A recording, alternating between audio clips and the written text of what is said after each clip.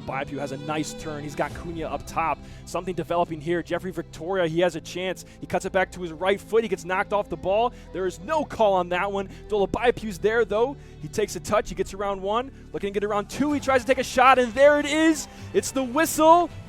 Lansing City penalty drawn by Sam Dolabaipu here in the 8th minute. Zachary Carroll has an opportunity to put one away, and here it goes. And he does. It's a solid one. It hits the back of the net. Lansing City's up 1-0.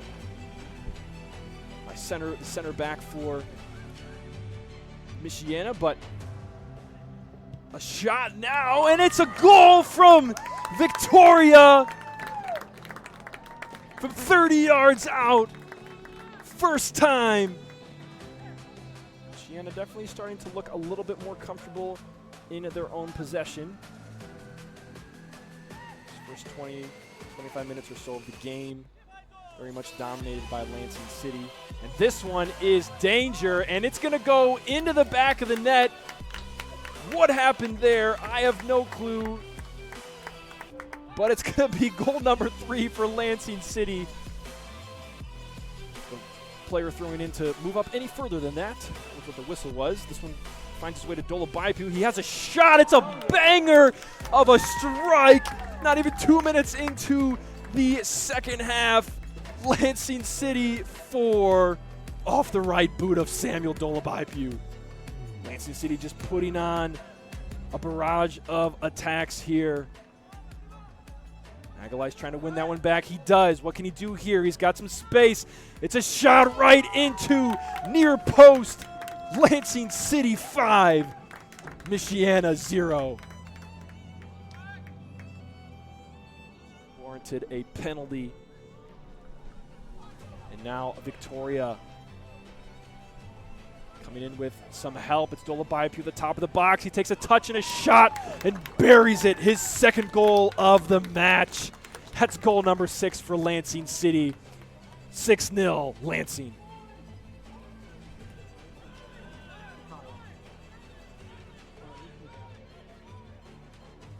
And now here's Ahmed.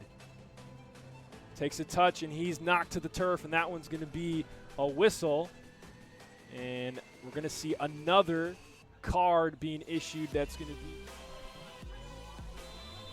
So as we are halfway through the 90th minute, the touch goes to DeCosmo. DeCosmo with a shot, and it's going to dip into the back of the net. Not much power behind that one, but it goes right in the correct spot and close to the PK spot. 6-yard box, and that's gonna do it. Lansing City comes away with the W. 7-0. We'll have some post-game thoughts in just a little bit. Don't go anywhere.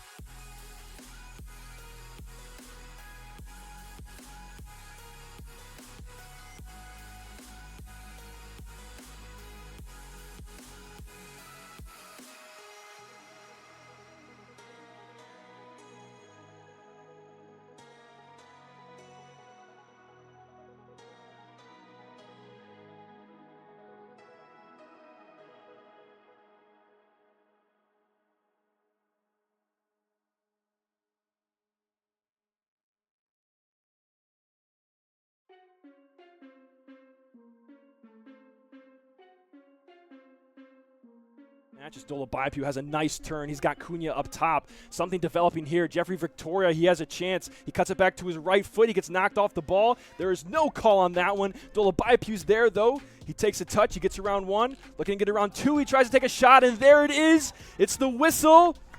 Lansing City penalty drawn by Sam Dolabaipu here in the 8th minute. Zachary Carroll has an opportunity to put one away, and here it goes. And he does. It's a solid one. It hits the back of the net. Lansing City's up 1-0. The center back for Michiana, but a shot now, and it's a goal from Victoria from 30 yards out. First time. Michiana definitely starting to look a little bit more comfortable in their own possession. First 25 minutes or so of the game, very much dominated by Lansing City. And this one is danger, and it's going to go into the back of the net. What happened there? I have no clue. But it's going to be goal number 3 for Lansing City. The player throwing in to move up any further than that. That was what the whistle was. This one finds his way to Dolabaipu. He has a shot. It's a banger of a strike. Not even 2 minutes into the second half. Lansing City 4 off the right boot of Samuel Dolabaipu. Lansing City just putting on a barrage of attacks here. Aguilar's trying to win that one back. He does. What can he do here? He's got some space. It's a shot right into near post. Lansing City 5, Michiana 0. Warranted a penalty. And now Victoria coming in with some help. It's Dolabaipu at the top of the box. He takes a touch and a shot and buries it. His second goal of the match. That's goal number 6 for Lansing City. 6-0 Lansing.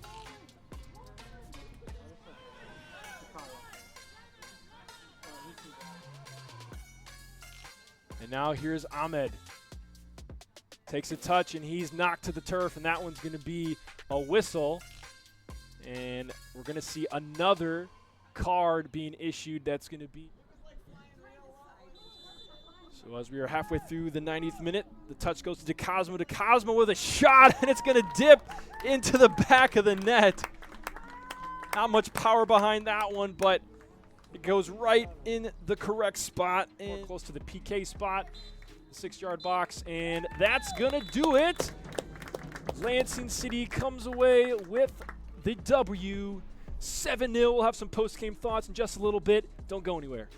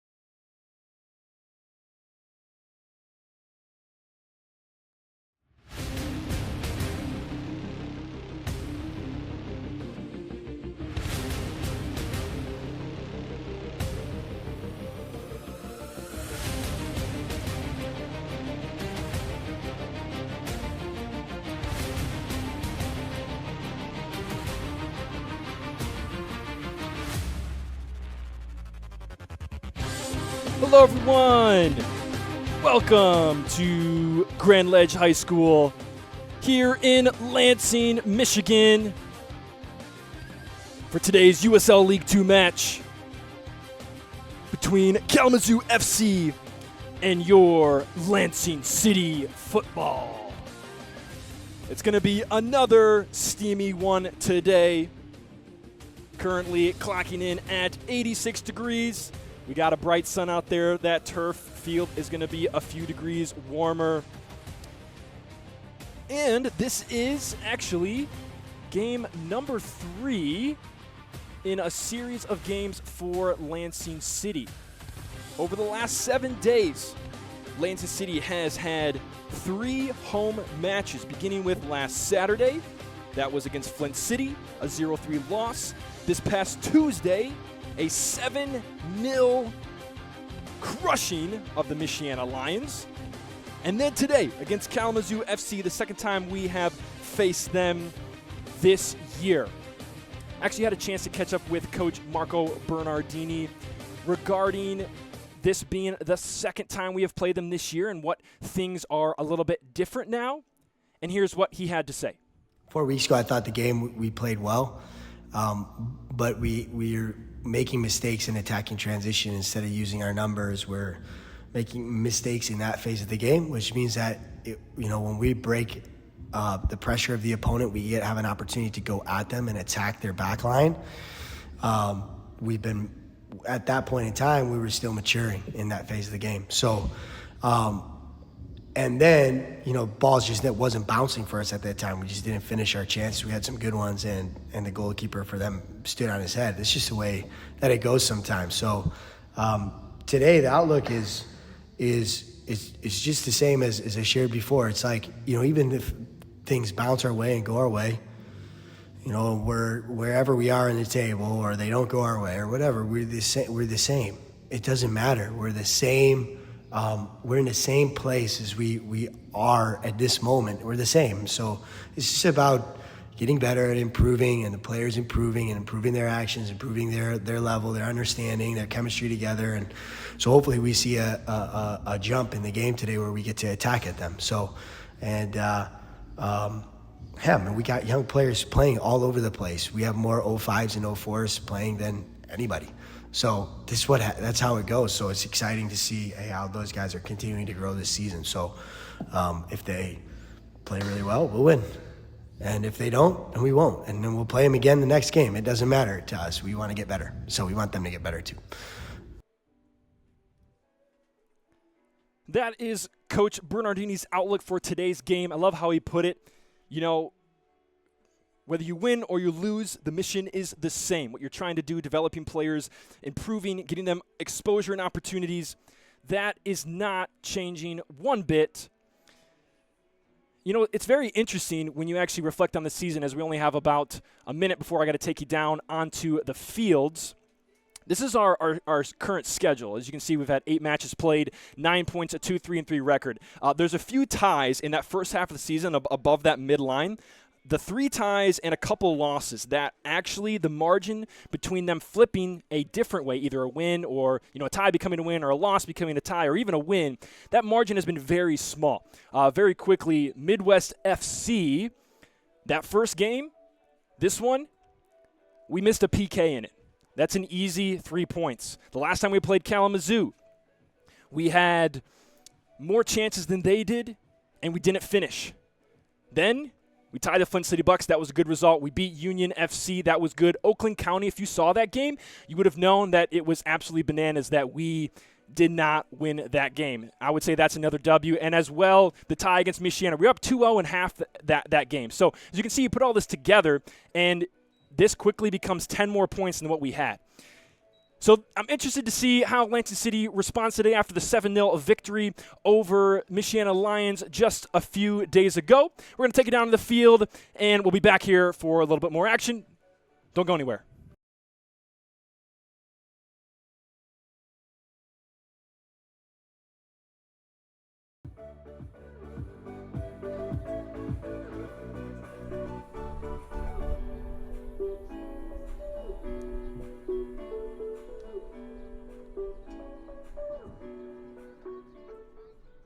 Ladies and gentlemen, welcome to Grand Ledge High School for today's USL League 2 match between Kalamazoo FC and your Lansing City football. To begin tonight's contest, let's start by meeting the starting lineups. First, for Kalamazoo. In goal, number 1, Andrew Cook. Number 3, Colin Innes. Number 4, Duarte Ramos. Number 8, Owen Smith. Number 9, Donovan Phillip. Number 10, Pepe Martinez. Number 14, Asher Barnes. Number 18, Grayson Mercer. Number 25, Emil Newhoff. Number 29, Paul Florian Fang. And number 32, Matthew Bovin. Kalamazoo FC is coached by Emmanuel Santos and Lucas Von Lennon. And now, for your Lansing City football. Number 3, Aiden Avalos. Number 6, Jack Duday.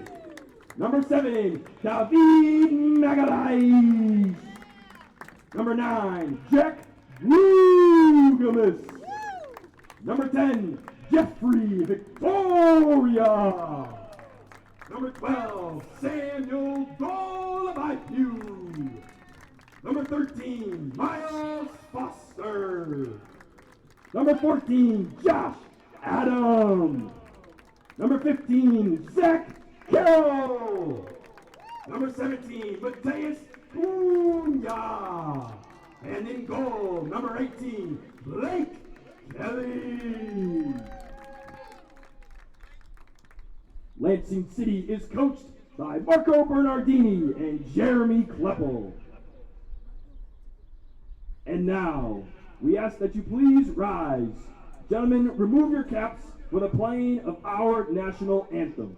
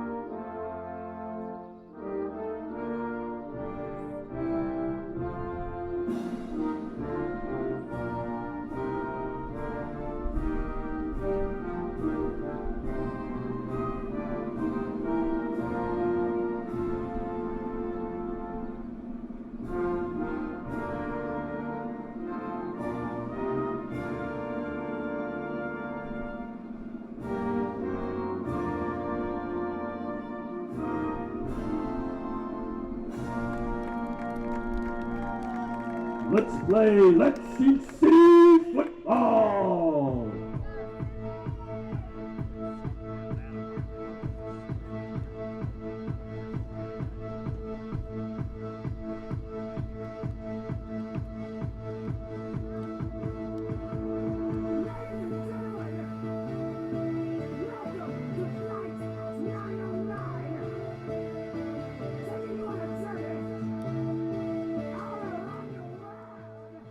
Ladies and gentlemen, welcome back into the booth here at Grand Ledge High School. We're in Lansing, Michigan for a USL League 2 matchup as the captains have the coin toss. It's Kalamazoo FC versus Lansing City football. These two teams did meet a few weeks ago. That one ended in a 1-0 loss for Lansing City. If you tuned in with us a little bit earlier, Marco Bernardini had some thoughts on that. Basically, there were some things that Lansing City was still growing in at the time, and he expects to see an improved result. And it's actually something that we have seen before. with just, we'll explain it in just a minute. We're going to go to the starting lineup first, but let's check out those starters for Kalamazoo first. We got Cook in goal. Across the back line, Newhoff, Ramos, Afang, and Barnes. In the middle, we have Innes, Bovin, and Smith. And then up top, Martinez, Phillip, and Mercer to complete that 4-3-3. Coached by Emmanuel Santos, Lucas Von Lennon. And now, the Lansing City starters. We have Blake Kelly in goal. Foster, Adam, and Carroll make the 3-back line. Gugamis, Zuge, Avalos, Magalhaes in that 4 across the middle. We have Victoria Dolabaipu and Cunha to finish that last 2 and 1. And that's how we're going to be starting for both sides today. As we just about get ready here, the referee makes his final checks. And we'll be just about ready to begin the game.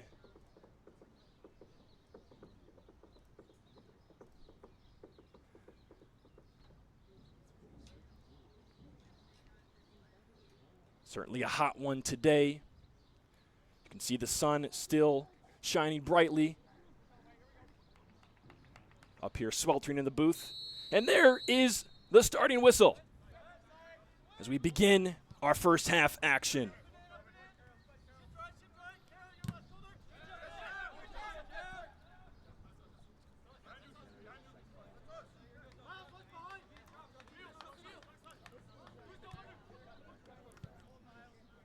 Kalamazoo with a ball that goes back to Blake Kelly early on.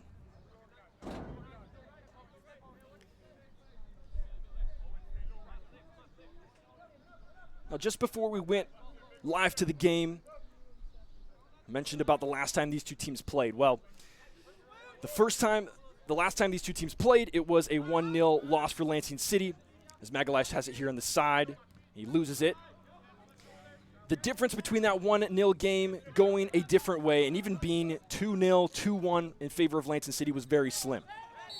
As Carroll's going to be whistled for that one.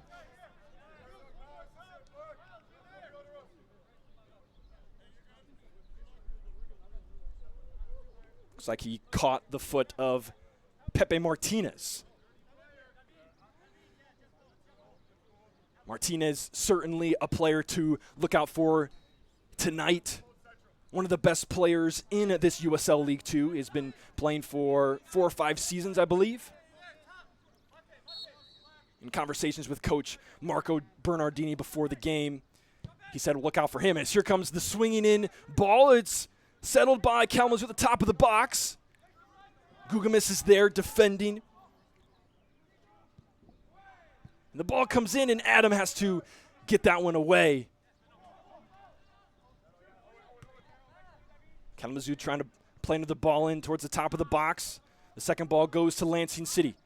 It's Gugamis now. He's able to find Dolabaipu and get out of defense, possibly. Yes. They're going to get a whistle from the center referee. And that's going to be a Lansing City free kick just inside of their own half.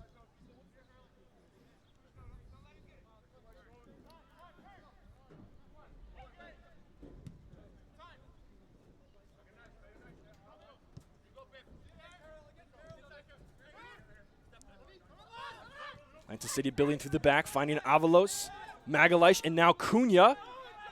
A triple threat that have been combining the last 3 games to the detriment of defenders. And they're at it again here on the sideline. Magalhaes swings a ball in. He's looking for Dolabaipu. It's over his head. Gugamis is there for the second ball. He takes a touch. He's trying to get by the defender. He does. He has an opportunity to slot the ball across, but it's going to be booted out by the right back for Kalamazoo. Good recovery. Lansing City does win a corner kick.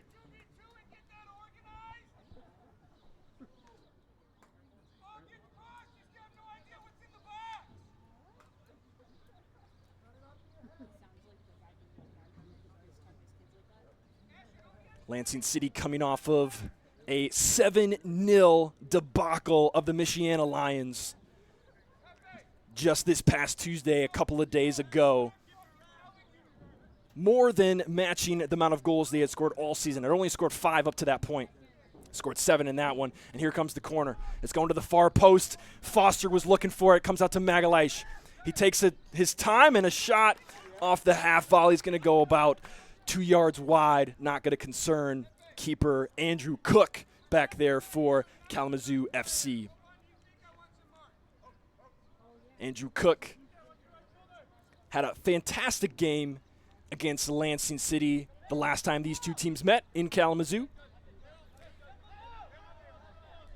Lansing City coaching staff described it as standing on his head for that game. And that's how it goes sometimes. You play against talented players and they have amazing games.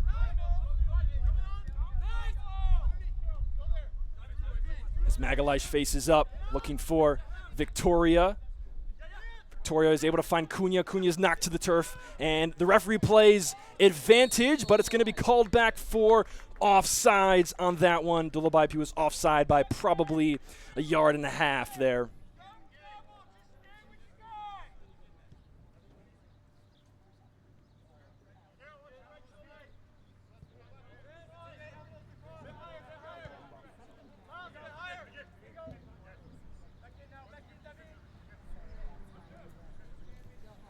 Kalamazoo being patient here, but not afraid to be direct as they are.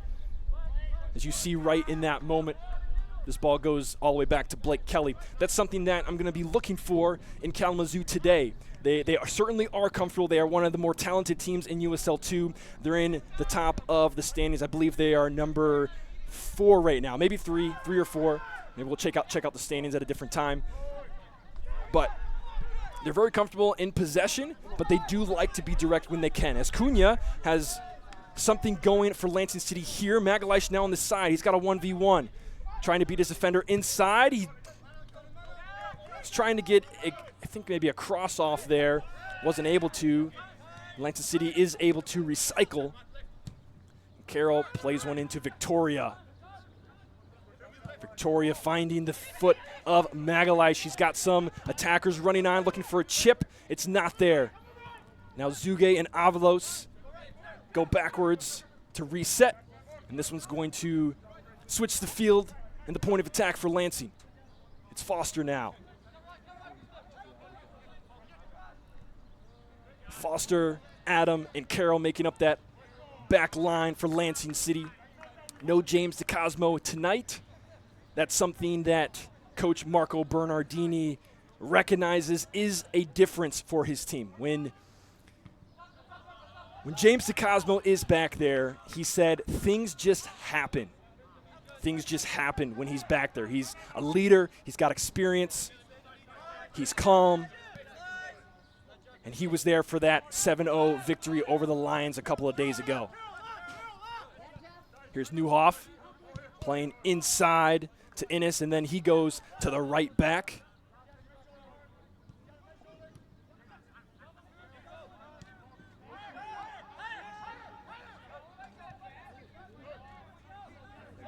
Kalamazoo keeping the ball and now looking for the long one.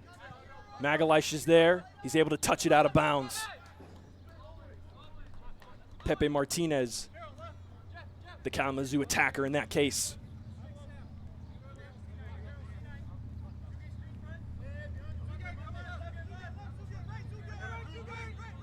And this throw does come into Martinez. A little layoff and a shot. That one goes well wide. Colin Innes with the strike. Shirley trying to hook that one into the far post.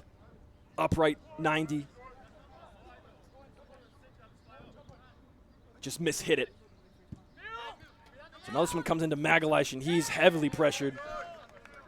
Not much he can do but just let it go out of bounds.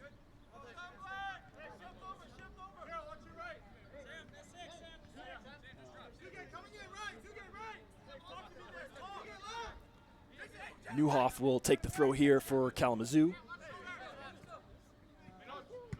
And defended by Carroll. Lansing City trying to get out of their own defending third, and Dulabaipu is able to draw a foul. And should be able to get Lansing City out of their own defensive third.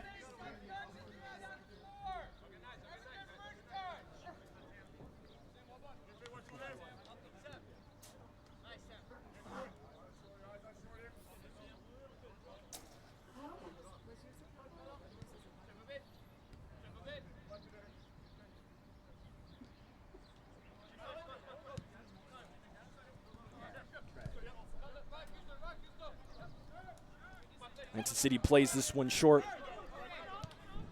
Zuge is looking for Captain Jeffrey Victoria. The orange armband there. Victoria certainly known for hitting some absolute bangers. He did one last year on a set piece, and then just a couple days ago against Michiana, he had a one-time strike off of his right foot from about 30 yards out. Absolutely gorgeous in the back of the net. Hoping to see some of that goal scoring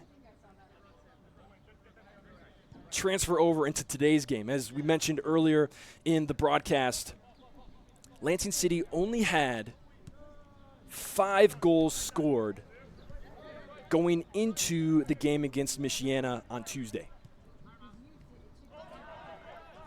5 goals scored for them. I believe they had 10 against, and then those 7 against Michiana opened up the floodgates for the young attackers for Lansing City.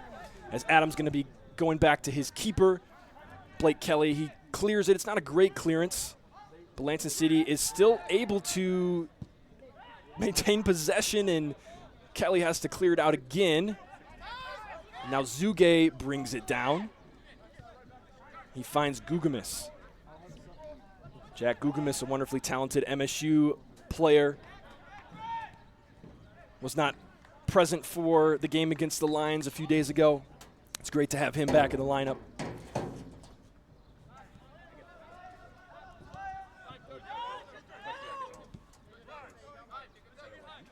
Here's Newhoff.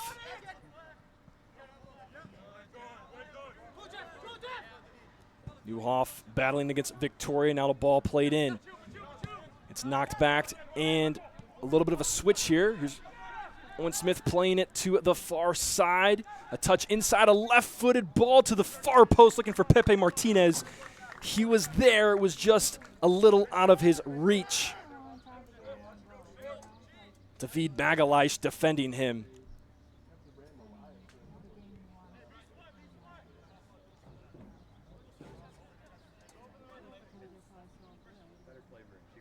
Josh Adam just comfortably hanging on to the ball in the back, looking for an option.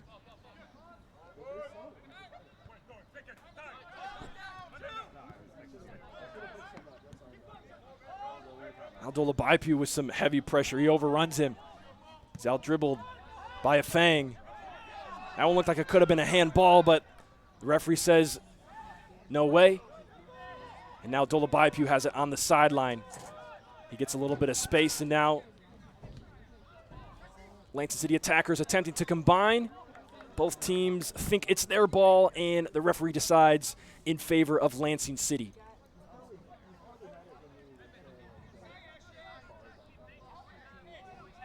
Now here's Cunha taking an attacker on. The ball bounces to Dolabaipu, and that one was hard to tell how close it was from up here, but he has scored a couple of goals like that this year. Actually, he scored 2 almost exactly like that in the game against Michiana just a couple days ago. Currently, I believe, the leading scorer for Lansing City.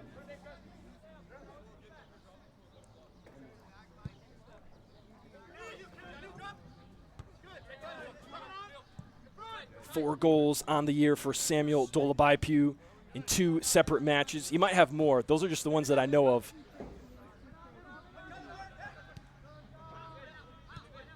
He had 2 against Union Macomb FC and 2 against the Michiana Lions just a couple of days ago. As that's a bad giveaway there from Blake Kelly. He's got a one-on-one now, and he saves it. Redemption for Blake Kelly as he just all but gave it right to Donovan Phillips, and a one-on-one ensued. Escape from disaster for Lansing City there. Blake Kelly does well to clean up his mess.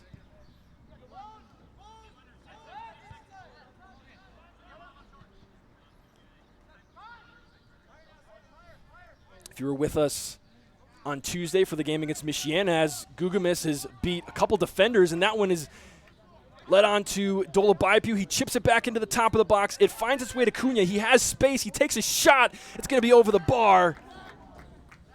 Only by about a yard or so. That one looked promising. He actually had quite a bit of space there in the middle, about 25 to 30 yards out. That was the distance Jeffrey Victoria capitalized on a couple of days ago.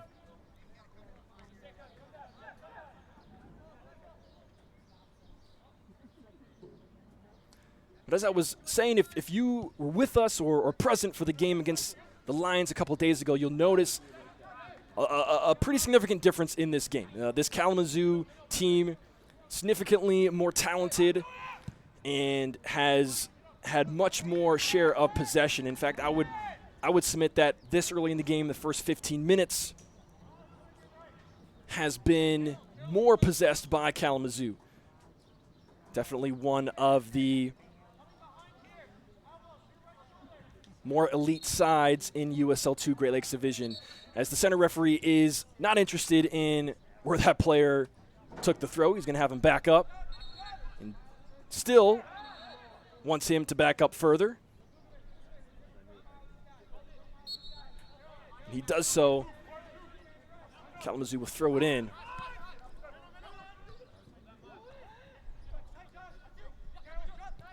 Now what's on here for Kalamazoo? A little ball inside. Josh Adams there. Blake Kelly snags it.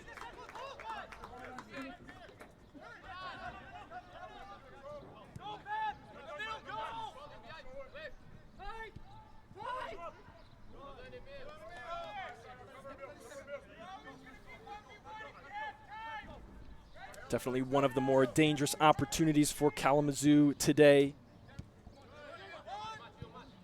Blake Kelly stepping up and making that save again as Magalhaes has Cunha. It's a good ball. He's onside. He's in a foot race with Efeng. Efeng's there. It's a one-on-one. Efeng pushes him to the end line. It was a good technique from Cunha there, but he's not able to get around the large frame of Paul Flory and Efeng. Really a monster for Kalamazoo FC back there.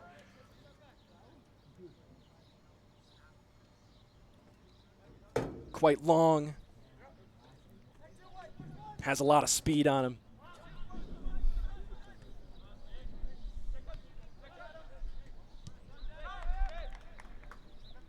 This one's going to make its way all the way back to Kelly. He's looking for Magalhaes. Magalhaes has two defenders there. One of them backs away. Now he's looking for Victoria. He's able to get it to him. Heavy pressure on him as well.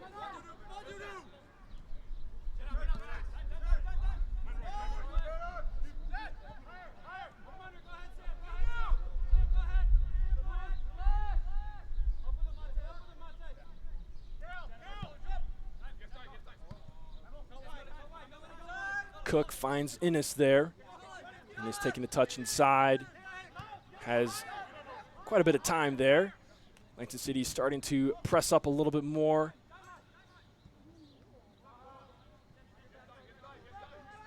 It's Mercer with it. He's against Gugamis. He gets past him. He's got a couple yards on him. This could be trouble for Lansing City. The ball comes inside of the top of the box. It's Martinez there. He takes a touch, and he is defended well. Avalos was there. Zuge was there. Just one too many touches for Martinez. Probably needed to hit it first time on that one. But now a turn from Martinez. He plays it in to Phillip. He gets it back and back to Phillip. The shot comes in. It's blocked, but Lansing City's not out of it yet. Miles Foster doing well to push them back.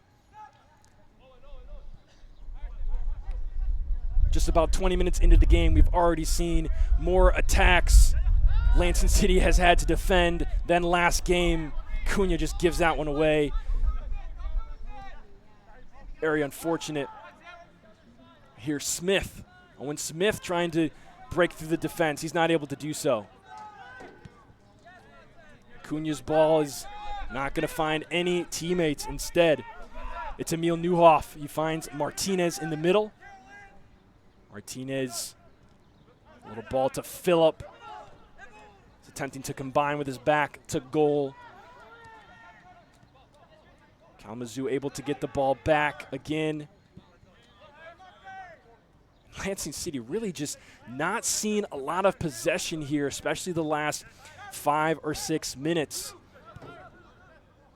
Been mostly on the defensive.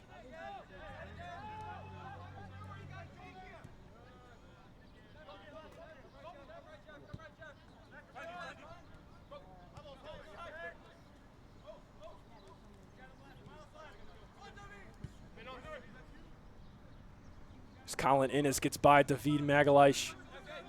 Plays it on to Newhoff. He's got a ball inside to the 6. Blake Kelly claims that one.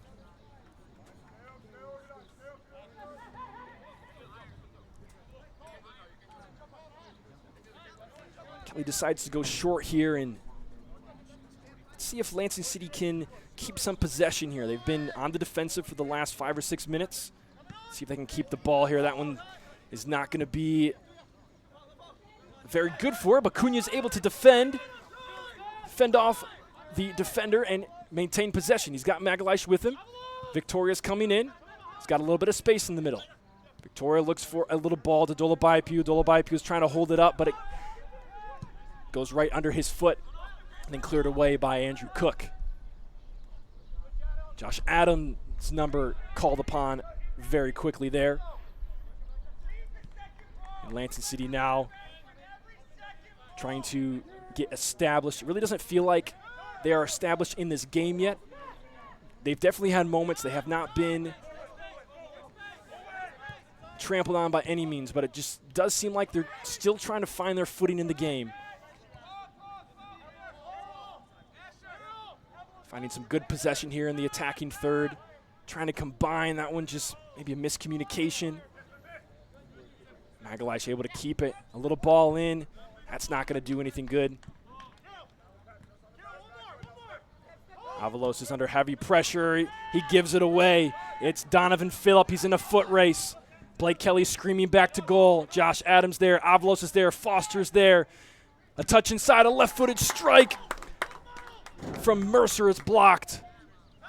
Lansing City gets out of that one. Another dangerous giveaway avoided.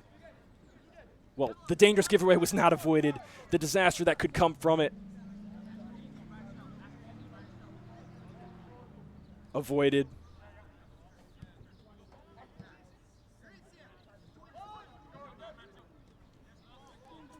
And now here's Dolabaipu. He's got a ball in for Cunha. Cunha's in behind. He's got one defender to beat. A ball coming into the 6-yard box. Victoria gets onto it. And he is down. For a second, I thought that was just frustration, but I do believe he collided heads with number 25, Emil Newhoff of Kalamazoo. Newhoff also holding his head. Of course, any kind of potential head injury is going to be an immediate stoppage from the center referee trainer called on.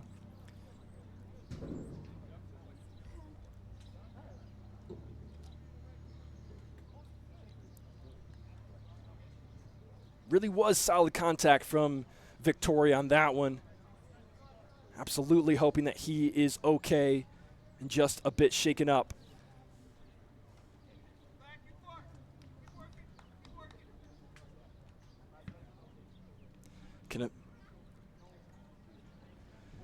So because of the heat index, as Jeffrey Victoria does make his way to his feet, but because of the heat index, we are mandated to have at least a certain amount of water breaks. I do believe it's going to be 1 per half, so we're just going to take it right now. It's a little bit early, but they're going to take it right now. It's going to just be a couple of minutes.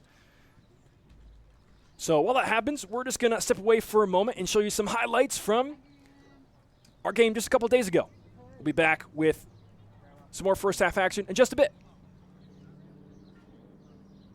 Just Dolabaipu has a nice turn. He's got Cunha up top. Something developing here. Jeffrey Victoria, he has a chance. He cuts it back to his right foot. He gets knocked off the ball. There is no call on that one. Dolabaipu's there, though. He takes a touch. He gets around 1. Looking to get around 2. He tries to take a shot, and there it is. It's the whistle.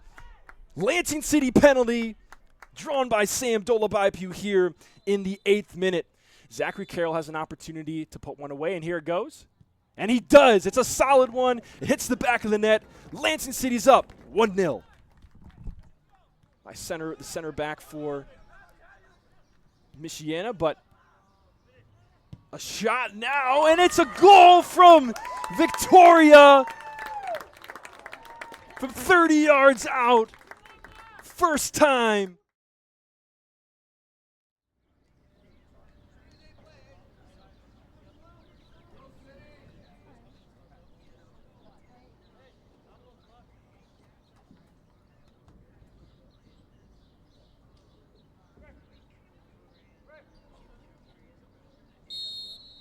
And we're back after that quick water break. And Victoria is waved back on the field, so glad to see that he's all right. I know it's a huge bummer. We had to cut that highlight real short. We'll try to play that again at halftime. Rather long highlight with those 7 goals against Michiana. But during that water break, I had a chance to talk with my partner up here in the booth, Joel Kleppel, and he had just a few thoughts worthy of mentioning of what's going on in the game. Joel? Yeah, Jared. So what I've been noticing watching this game is you're really seeing 2 teams here that are playing a very similar style of soccer. Watching how their defense is really pushing up onto the offensive half of the field even at times. And what that does is that allows the teams to be able to provide extra support in the offensive end. What I am noticing, though, is although both teams are playing similar styles with good formations, it looks like Lansing City is a little bit slow, maybe a half step slow in that Victoria first with a 20. chance here. Sorry to interrupt you there, but Victoria was going for the side netting. That was a fantastic shot. And that was Andrew Cook who had to make the save. I saw that one building, and I didn't want to have to cut you off there, but I thought Victoria was trying to go for a second goal in 2 matches. But do you want to finish your thought there? Yeah, Lansing, other than that last play, has looked just a half step slow, and with some of their touches, that's created some poor opportunities. But it looks like maybe that water break has helped out. I'm sure that the fact that they have played 3 games in 7 days is not helpful, but maybe getting a little bit of water and some time to regroup is going to get them kick-started here, Jared. Yeah, absolutely. You mentioned the 3 games in 7 days as Magalish was called for offside there. Those 3 games in 7 days certainly wears on you, and it's not like Kalamazoo's coming into this game in the same situation. And also, all the games have been, well, the game against Flint City was hot, but compared to the last 2, this one in Michiana, it wasn't quite as hot. But they've all been very hot, particularly this one and the one against Michiana just a couple days ago. Sun shining, beating down on the turf. So that's definitely going to affect how the players are feeling physically, as Pepe Martinez now has an opportunity. It's a shot, going to be blocked from Carroll. That one didn't have an opportunity to trouble him.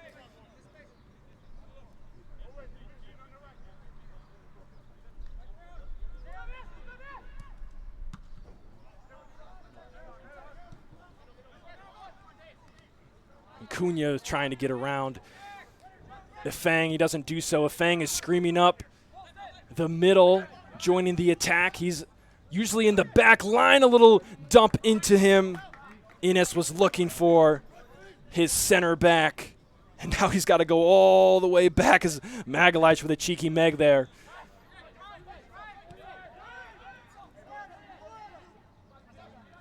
Joel, you said it. It certainly looks like Lansing City has a little bit something extra in their step since that water break. It was only 90 seconds, maybe 2 minutes or 3. It wasn't very long at all. But it didn't seem like they needed much. They had it. It just, like you said, they were a little bit, just maybe a step too slow. Starting to pick it up now as Cunha looking for a little chip in to Dolabaipu, who's going to be offside. You know, Jared, one of the things about soccer is sometimes it is just a 30-second, a 90-second breather that can make all the difference. In comparison to other sports, soccer, you are just constantly running, constantly moving, and you don't get time off. So a little water break can go a long way in this kind of game. Especially with how hot it is. Of course, the heat index indicating there's some kind of system there where the heat index reaches a certain level. You're mandated to have breaks for water every certain period of time. As Pepe Martinez now is faced up against Zach Carroll, he chooses to go backwards. It's Colin Innes working with Martinez together. Magalhaes on the defense. He is able to force that giveaway, but center referee didn't like something he saw there.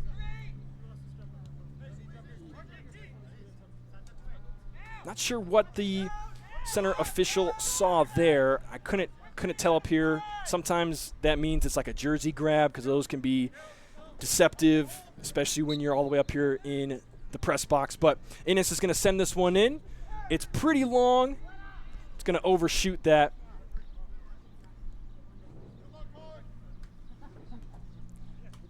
Not what he was quite looking for there.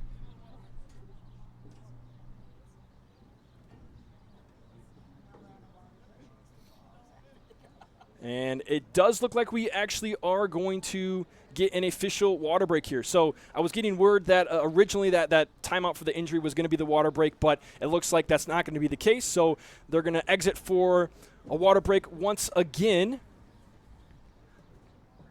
So let's bring those highlights back up. Hopefully we have enough time to show them all.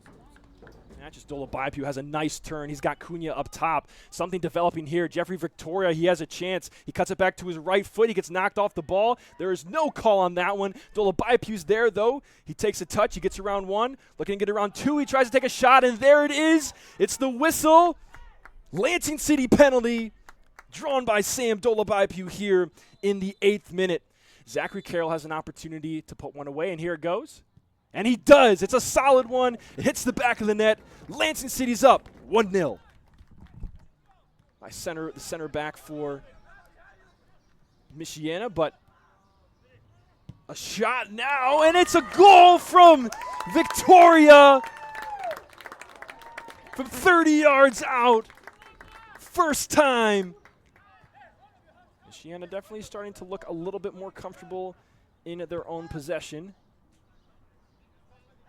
First 20, 25 minutes or so of the game, very much dominated by Lansing City. And this one is danger, and it's going to go into the back of the net. What happened there? Welcome back. That break was shorter than I thought it would be. Maybe because they just had a little bit of a break. Lansing City with a bad giveaway there. Plays a ball inside. A shot coming. It's blocked by Avalos. Lansing City escapes from that one. That one, of the few mistakes Lansing City has made that have turned into dangerous opportunities, that one was probably the worst of them yet.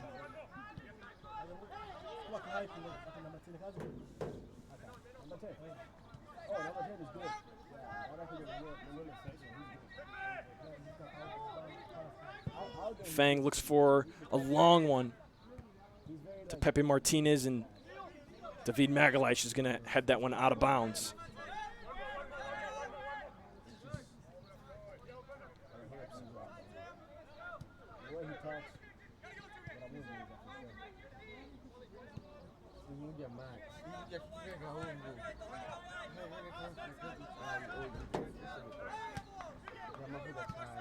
Some combination here from Innes and Bovin. Now coming in through the middle, it's Phillip. He finds Newhoff. Newhoff swings one into the PK spot. Owen Smith gets contact, but not much more than just a deflection on his part. Showing signs of frustration there. Wishes he would have got a hold of that one a bit more. Lansing City playing short again, as we have seen them do so many times.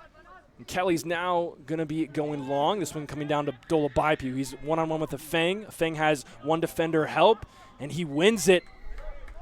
Solid defense of Paul Florian Feng on display there. What could be on here for Kalamazoo? Nothing if Josh Adam has anything to say about it. This one's going to be into touch for a Lansing City throw.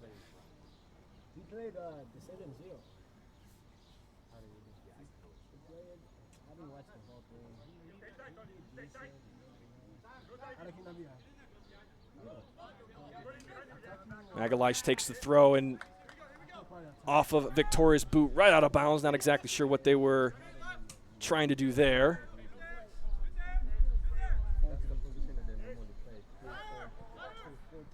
The play is going to get restarted with a Kalamazoo throw, and they're going to go through their back line.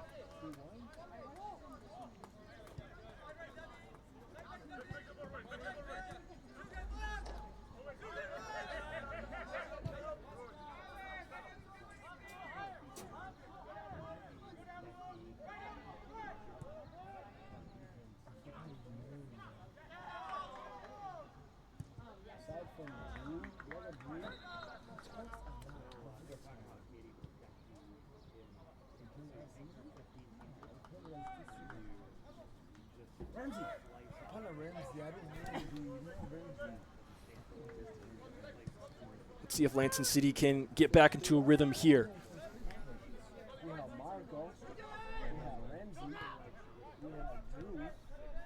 Magalish combining with Zuge. Now a ball through to Dolabaipu. This is dangerous. He's got a heavy right foot. Its shot goes off the bar.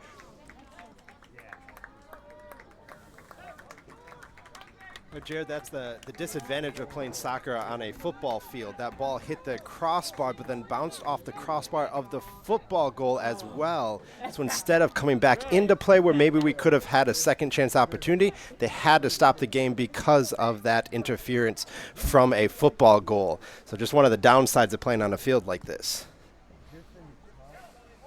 It's very true, something that is often missed as many games on turf in the USL2, at least in the Great Lakes Division, as hold up. Kalamazoo FC with an opportunity here. It gets deflected. Miles Foster with the good defense. For a moment, I thought that he deflected it into the net. Kalamazoo wins a corner. But, yes, that is something that is often missed, as many of the games played on turf in the USL League 2, at least in the Great Lakes Division, many of them are on a football field, so you kind of have that factor to keep in mind. Kalamazoo putting all their players but two into the box. It's a driven corner. Kelly comes out to try to get it. It's over his hand. I believe that was Donovan Phillip who got ahead on it, but that one sailed.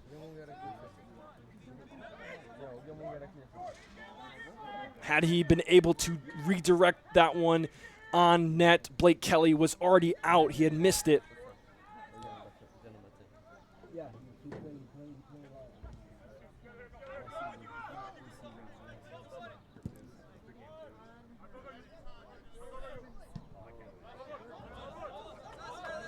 And this one could have gone either way, and it's going to be a Lansing City throw-in.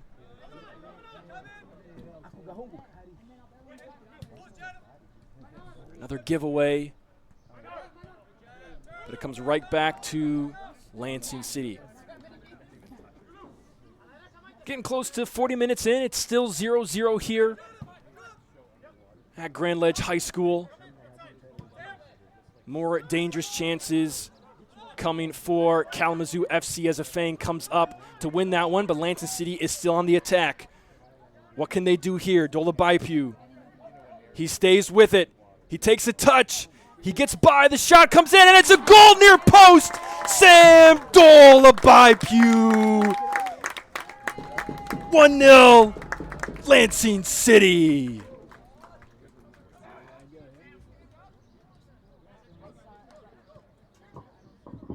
Lansing City goal scored by number 12, Samuel Dolabaipu. Dolabaipyu.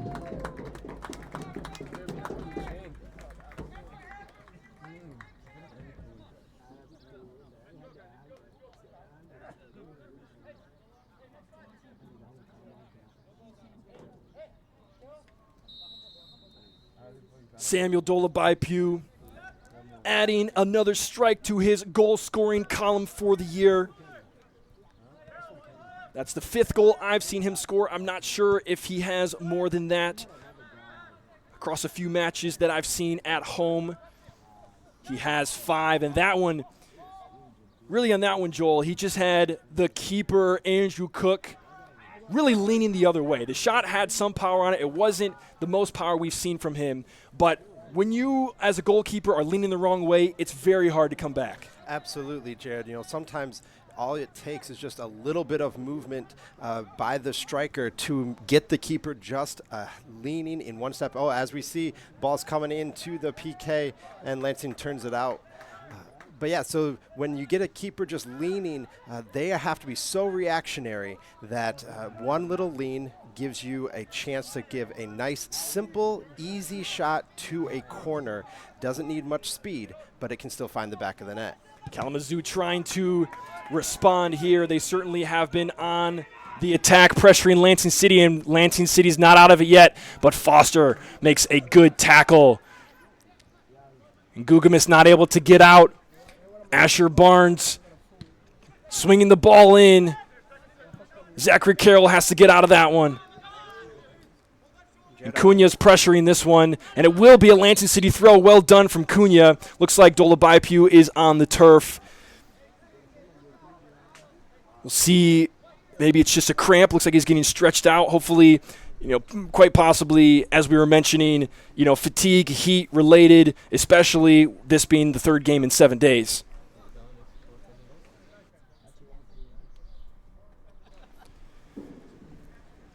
Does look like Gugamis is helping Dolabaipyu stretch out.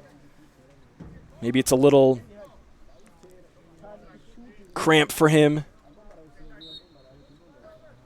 He remains in the game. Lansing City with a throw here, just crossed half. And Cunha now opening it up. It's Dolabaipyu. He plays a ball over the top. It looks like he wanted Magalhaes running there, but not on the same page, and the Kalamazoo defender kicks it out. It must have been deflected because I thought that was just going to be a goal kick. But now Victoria tries to handle the ball at his chest and play it across, but it's going to find its way to goalkeeper Andrew Cook.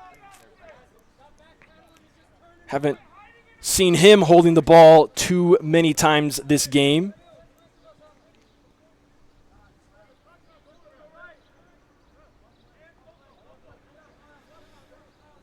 So even though Lansing City has not had the upper hand in possession, and even though Lansing City has not had the upper hand in possession as of yet this game, they do have the 1-0 goal advantage.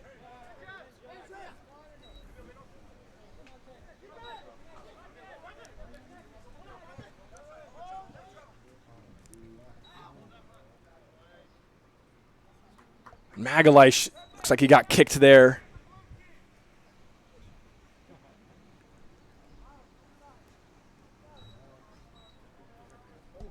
Looks like he's going to be okay, and he'll take the throw-in.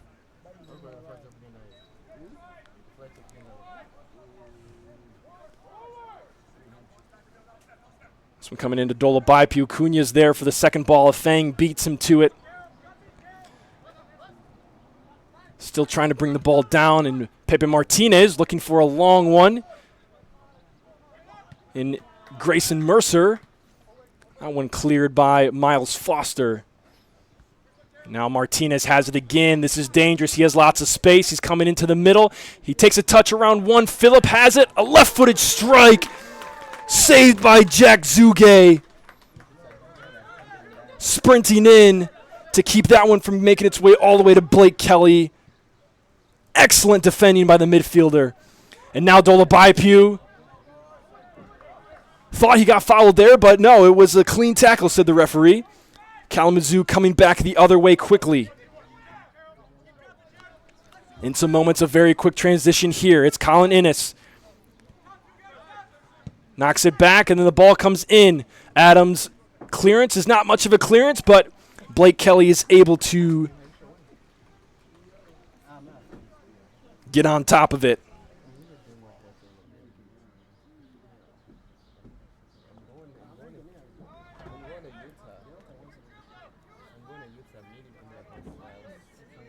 Getting very close here to the completion of 45 minutes. As David Magalhaes' touch there looked to be quite affected by fatigue, and it goes out of bounds for Kalamazoo throw. Should be getting a signal very soon as to how much additional time we will have for stoppages. So there's a whistle there in favor of Lansing City. It'll be a free kick. Sounds like we're going to have a minimum of, I think it's going to be either 3 or 4 minutes.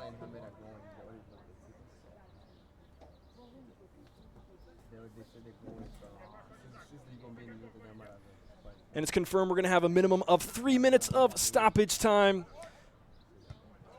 here at the end of the first half as we just tick into minute 46.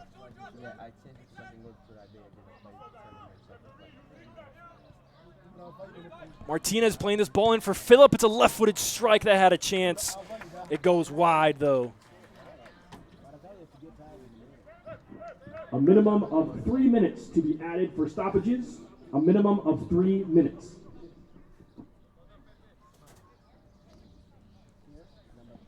Another dangerous opportunity there for Kalamazoo off the left foot of Donovan Phillips.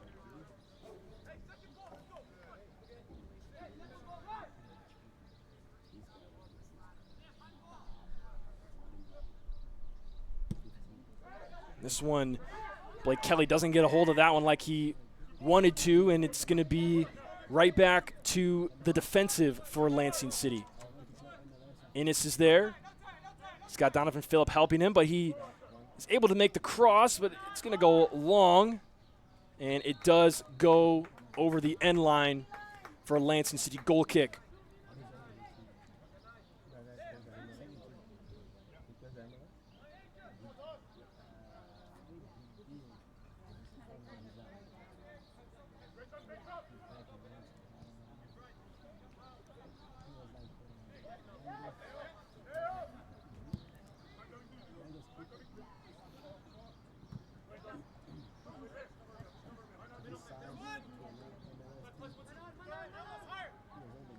Martinez and Carroll going at it there. Phillip with a lovely touch in.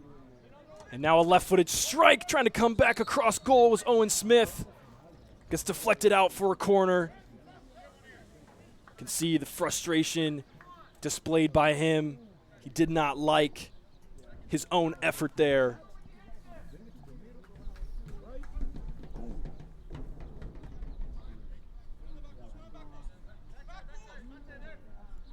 So as we get near to just about 30 seconds left in that 3-minute minimum of stoppage time for the first half, Kalamazoo is going to have a corner.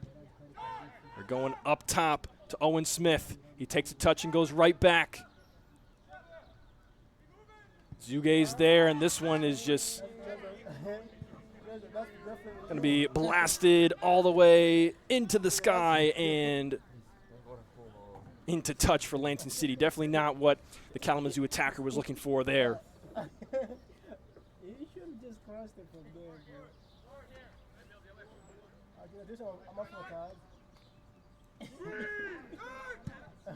Cunha really trying to get Magalhaes there, but kind of looked like fitness and fatigue getting to him, really just trying to get to halftime.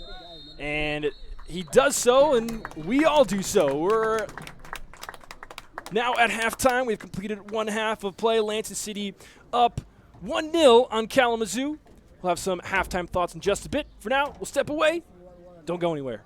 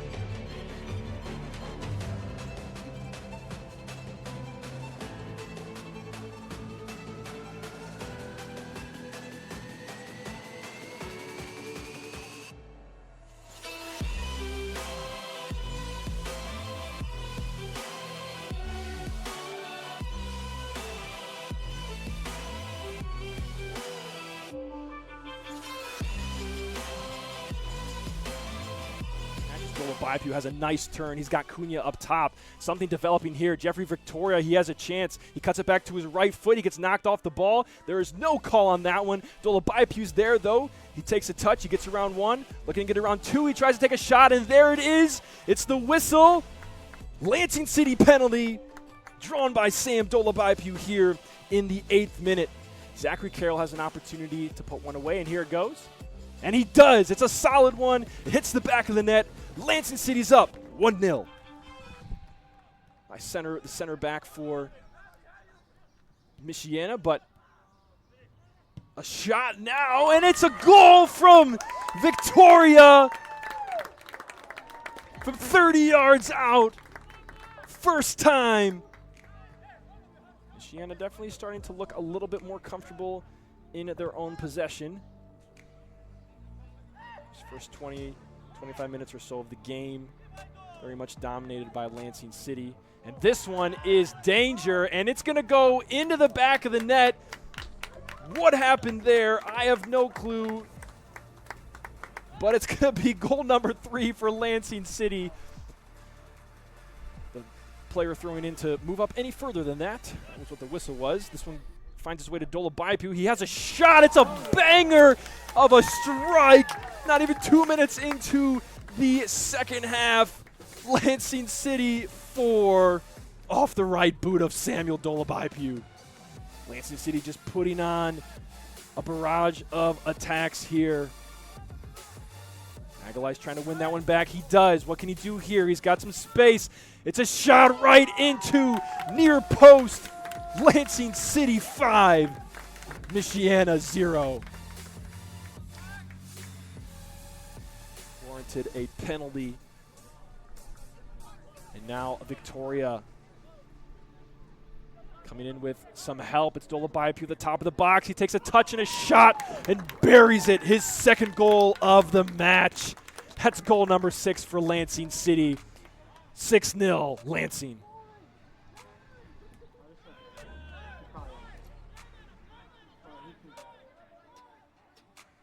And now here's Ahmed. Takes a touch, and he's knocked to the turf, and that one's going to be a whistle. And we're going to see another card being issued that's going to be. So as we are halfway through the 90th minute, the touch goes to DeCosmo. DeCosmo with a shot, and it's going to dip into the back of the net. Not much power behind that one, but it goes right in the correct spot and close to the PK spot, 6-yard box, and that's going to do it. Lansing City comes away with the W, 7-0. We'll have some post-game thoughts in just a little bit. Don't go anywhere.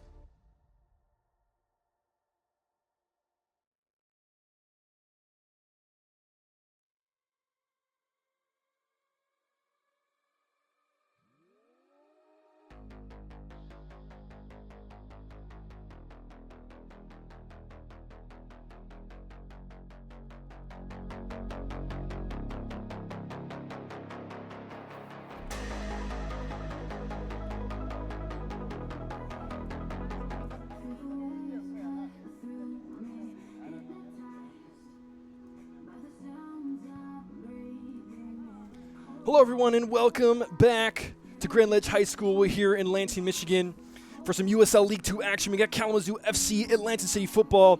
It's a 1-0 game right now. Joel Kleppel, my partner up here in the booth, I'm Jared Kleppel. Joel, we have the difference in the game, the right foot of Samuel Baipiu. Absolutely. He had a nice little turn, which got the keeper leaning to his left, and Baipiu was able to just put the ball into the back of the net. A nice, simple, easy shot. But, you know, one of the things that I'm looking forward to in the second half, Jared, is seeing how Baipiu is going against a Fang from Kalamazoo FC. What I've been noticing is the fact that Baipiu likes to kind of go through people as opposed to around them. He's got a very strong physical stature, and usually that works well against the defenders that he's going up against. Feng, on the other hand, is a little more slender and tall, so he almost bypasses some of that physicality and lets his legs just get in the way and tangle the ball up for Dolabaipu. So I'm curious to see who's going to come out on top in that kind of competition in this second half. Yes, and so far, Feng has had the upper hand, and actually Dolabaipu's goal came when? After Feng cleared the ball, and he was on the wing instead of in the middle where the goal came from. And Dolabaipu turned on a different defender. I don't know exactly who that one was. But, yes, that goal came when Paul Florian Feng was not defending him. So that will be a very interesting matchup to see here in the second half. We're just a few minutes away. And while we're there, I just wanted to bring up our current standings in the Great Lakes Division. So here we are in the USL2 Great Lakes Division. The game today, of course, it's Lansing City versus Kalamazoo up there. You see kind of near the middle of the table, Lansing near the middle bottom, Kalamazoo actually in the top 3. Kalamazoo with 17 points in 9 matches played, a 5-2-2 record. Lansing City 9 points in 8 matches played, a 2-3-3 record. Now, here's the interesting thing. If you take a look at these standings, Lansing City with 9 points in 8 matches. We mentioned this at the beginning of the broadcast, but the difference between Lansing City sitting at 9 points right now in 8 matches played and them having maybe 15 points, 14 points, or even 19 points. We kind of talked about this earlier. There was multiple games. I think there was 4 games in particular in the first half of the season that the margin was very, very small. The difference between a win and a loss or a win and a tie or even a tie and a loss was very, very slim. And so Lansing City, what I've been looking for today is basically, can they recreate what they did against the Michiana Lions just a couple of days ago? So here's what I mean by that. The Michiana Lions, Lansing City played them just about a week before the game, this past Tuesday, and that was a 2-2 draw. Lansing City was up 2-0, and really after talking with the coaching staff, it was a game that they did not think they should have lost. It was like, the way they played and the chances they had, they weren't particularly pleased with that result. And it showed by coming back at home and smashing them 7-0. And so I wanted to see today how Lansing City could do that again. Like, can they show how all season long they've been right there and the result just hasn't quite gone their way? And so far, we have seen Kalamazoo with more possession, controlling the game a little bit more. They've had some more dangerous opportunities. And I think that, obviously Kalamazoo is a more talented team than the Michiana Lions. They actually are one of the top 3 in USL League 2 right now for the Great Lakes Division. But certainly this is game number 3 in 7 days, and that's got to be taking a toll on the players. Joel, I know you were a player once. Tell me a little bit about what that is like, going through that journey as a player where you're playing so many matches in such a short amount of time.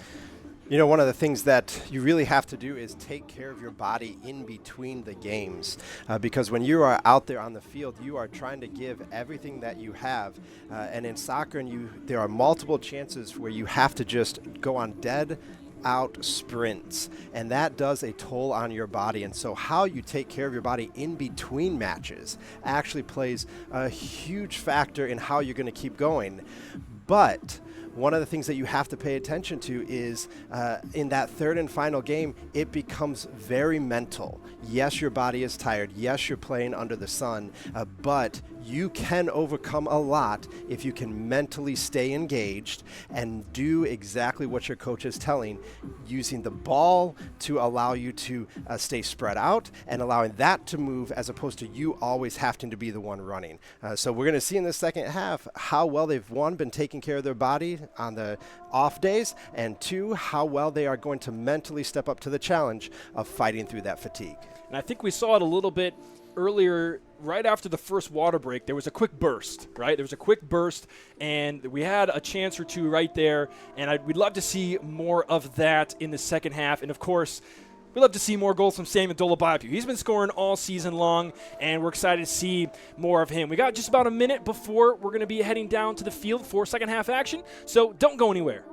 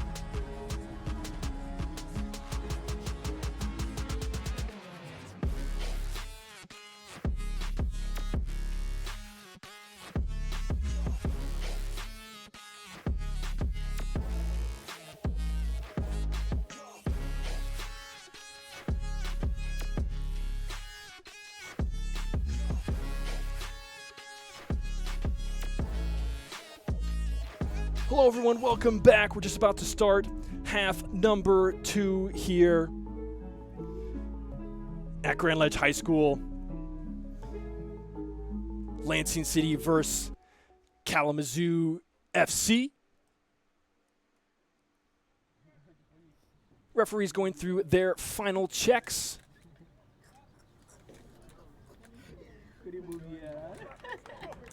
Lansing City will have the kick, and here we go.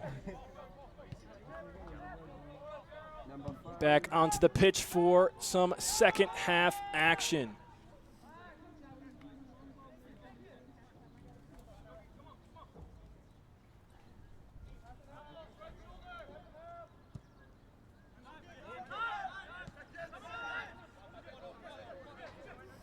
Zuge with the ball here early. He's able to find Magalish. Magalish takes a shot. He had a go there. Goes off the American football upright. Well over the goal. That was an ambitious shot there from David Magalish off his left foot. As far as substitutions goes, it looks like for Lansing we have Gershom Sylvan who entered the game. He's going to be over here on the near side, number 11. I believe he came in for Jack Gugamis.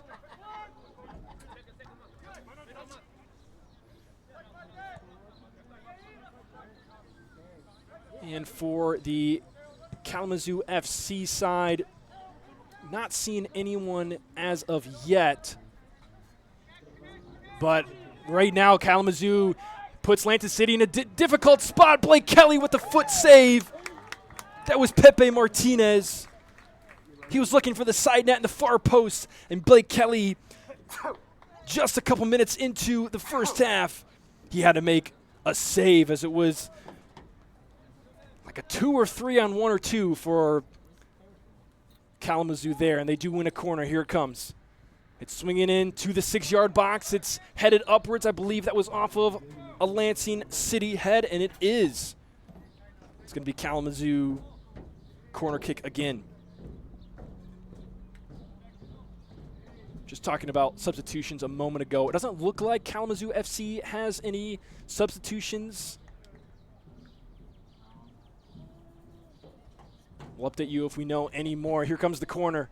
Swinging in again, and that one is off of the head. I believe that was 32, Matthew Bovin, midfielder for Kalamazoo, and it does go high over the bar. So it will be a Lansing City goal kick.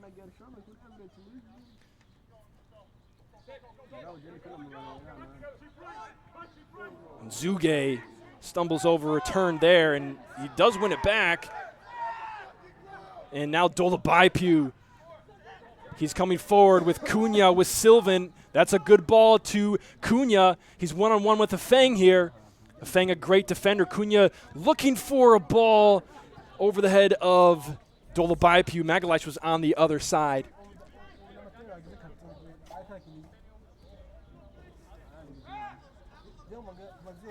And now goalkeeper Cook is going to bring that one into his hands and look for a long one.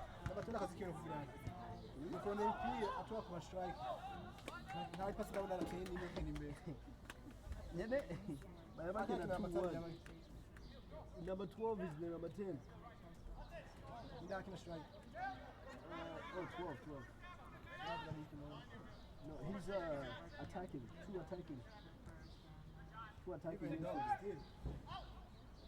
Lansing City defense now handling the pressure, and it's Gershom Sylvan, one of the substitutes for Lansing City today. He's quick, and he is with Cunha here. Cunha plays it inside. Looking forward to seeing Sylvan the rest of the day, a great 1v1 player, very quick. As well as David Magalish, a futsal player by trade. Grew up playing lots of futsal. One of the reasons why his technical ability is so high. Now it's Avalos trying to break through the line. He was not able to do so without losing the ball. Now it's Sylvan with Zuge and Avalos trying to keep the ball a little bit and combine, but unable to do so.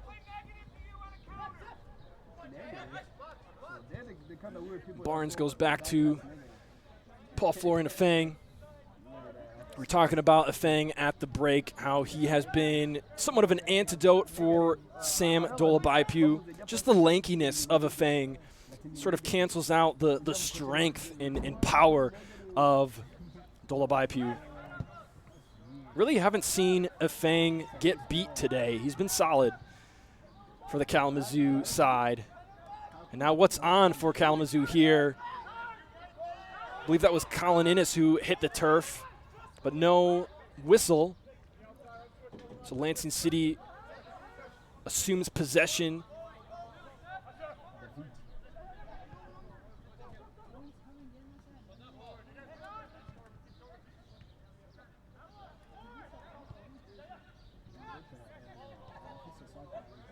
Some great play here as Dolabaipu turns, and that was just a rocket. Man, I've seen the rocket come off of his boot several times this year, and still it shocks me. The ball just screaming towards goal off the crossbar. Off the crossbar of the American football post. Just a little bit over the bar. Lansing City contesting that one, and they are able to win it. Something we've seen Lansing City do very well early here is in these little moments, as Cunha looked like he was fouled, and it's going to be a play on from the referee.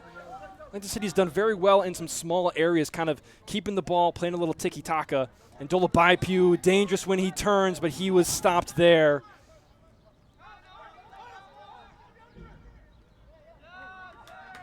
And Victoria just steps in there and wins it, and he was trying to play a little chip on to David Magalish, but they were not on the same page.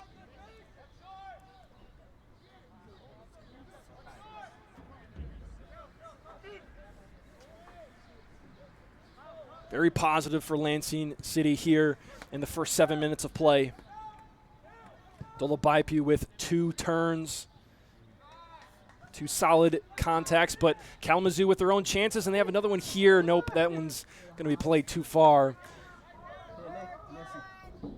But Kalamazoo having a couple of their own dangerous chances in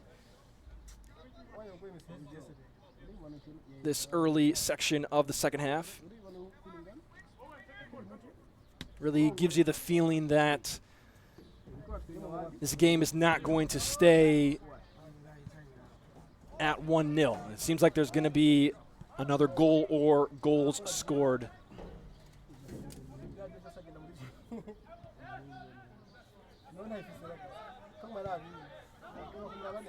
Now here's a Fang.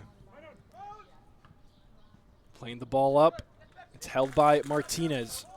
He finds Owen Smith. A little through ball right back to his feet. And now Martinez playing with Phillip. Has to reset. Good defense from Lansing City. Magalish defending on the far side. He is able to prevent that cross from going in, but it is going to be a corner kick for Kalamazoo. You know, Jared, one of the things I think Lansing City has done a really good job of this game is getting back and collapsing in that middle of the field as defenders. And they've stopped a lot of shots and stopped a lot of simple opportunities just because that speed that has gotten back today. Indeed, as Carroll has to head that one out. You're right, though, there has been multiple times that defenders and midfielders have screamed back. I remember there was one particular one, it was Jack Zuge in the first half. He sprinted back to really block a shot. It was a left-footed strike from Donovan Phillip that was going to be going on goal, and that extra effort from the Lansing City midfielder prevented that. Something that's very encouraging to see. I think it says a lot about culture, and as we were talking about at the break, how well the players are taking care of themselves to be able to use their legs to get back like that. You know, even though this is their 3rd game in 7 days. Absolutely, Jared, you're exactly right. We have seen them be able to take over some of those speed things, and hopefully we'll be able to continue to see it. Now Kalamazoo with an opportunity here. The ball comes across to Phillip, and he was onside. I was looking at the assistant referee. I thought maybe the flag would go up, but it stayed down, and that little chip into Donovan Phillip. That one had danger written all over it. Lansing City escapes with a corner, but they're not out of it yet. Here comes the corner. It's low and driven to the near post and cleared out by Zuge. Now Magalish is attacking. He has an opportunity to counter by himself. He had Cunha coming with him, but not before the referee says, hey, I didn't like what you did there. And give the ball to the other team. I think he got him for maybe a tug on the jersey. From up here it looked clean, but center referee certainly has a better vantage point than I do.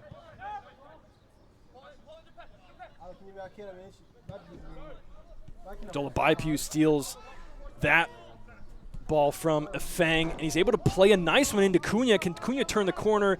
Not against the length of Paul Florian Fang. Perhaps on any other defender, but the length of Fang just shrinks the amount of time, and Donovan Phillip is on here. He has defenders coming back at him. The shot nearly goes between Kelly's legs, but it is a kick save. Man, Lansing City really needs to double down on some defense here. Donovan Phillip has had one too many opportunities like that today, and if it continues, Lansing City might find themselves giving away a goal. Another corner kick for Kalamazoo. That one near the far post. Kelly is able to touch it over himself and get it to the far side. Now Lansing City under pressure, but looking to build out that pass off the mark. And Kalamazoo takes control again.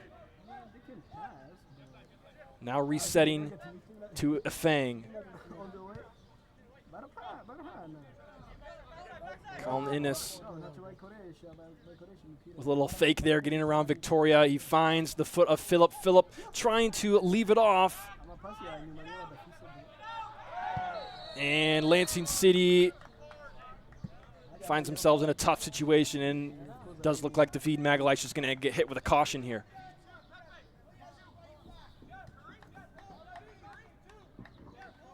Lansing City caution issued to number 7, David Magalhaes.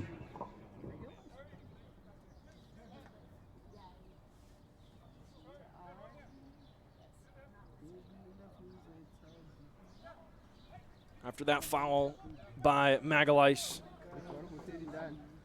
we're going to see really the first dangerous set piece that we have seen today outside of corner kicks, but this one gets chipped in. It's headed back, but right to the foot of Grayson Mercer. Fortunately, it took him a couple of touches to get that settled, and Lansing City was able to pressure him enough so that his shot goes over the end line. But man, he had some space there that made me uncomfortable.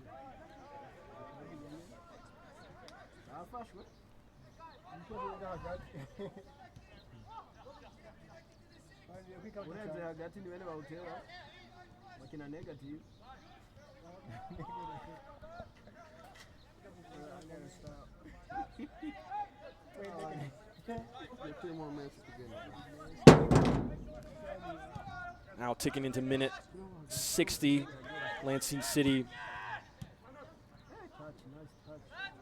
really feeling like they've been scrambling for the last 5 or 6 minutes against the Kalamazoo attack.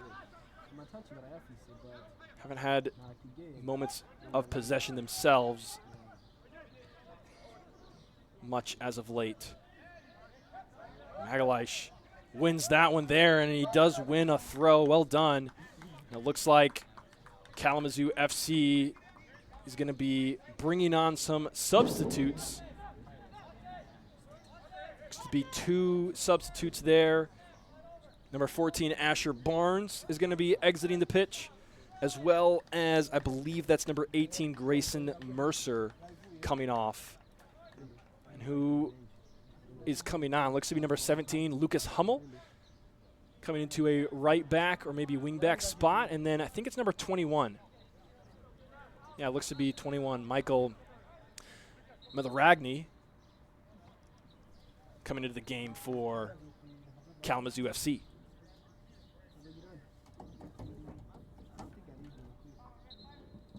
Now entering the game for Kalamazoo FC, number 17, Lucas Hummel, and number 21, Michael Milaragni.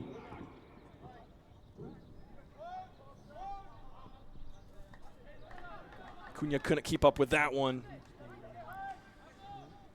And it goes into touch for Kalamazoo throw.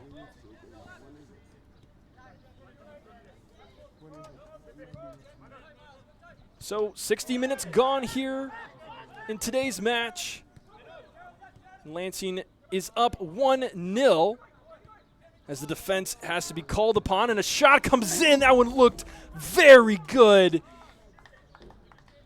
from Colin Innes. You could tell really this angle was a great angle for it, just missing that upper 90 by not much. You saw Innes and Smith turning and looking at each other, holding their hands over their mouth like, oh my goodness, that was almost just an amazing strike, but it just wasn't quite there for them.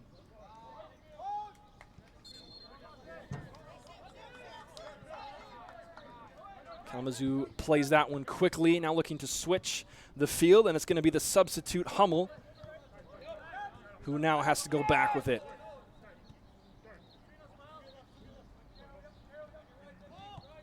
Dolabaipu wins that one. Owen Smith was trying to get cheeky with him. Dolabaipu is going to get whistled, and he is upset about that one, and I totally understand.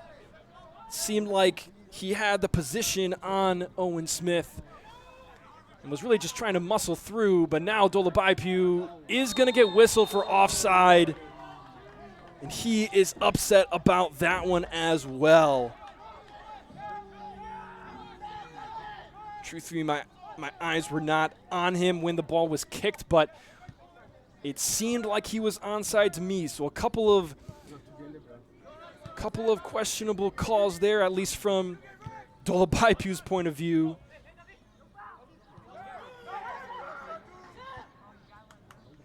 But Lansing City with some offensive and possessive life that we haven't seen in the last 5 minutes or so, as Magalhaes is shielded off of that one, and the ball rolls back to Andrew Cook.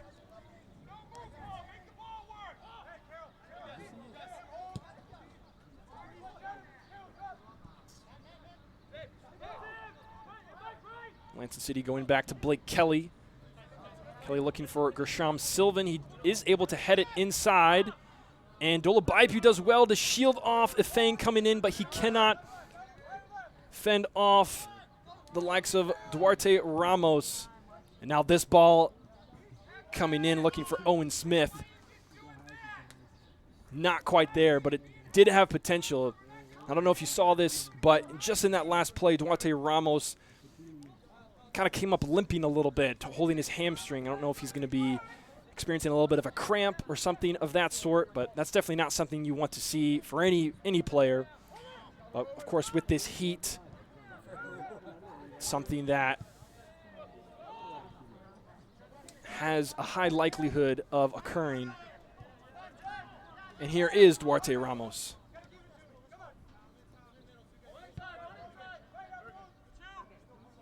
Looks to be just fine.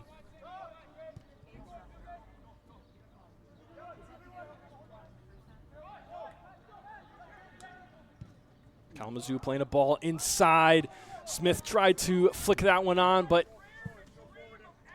no attacker with him. Lansing City clears it out, but it comes right back to Ramos.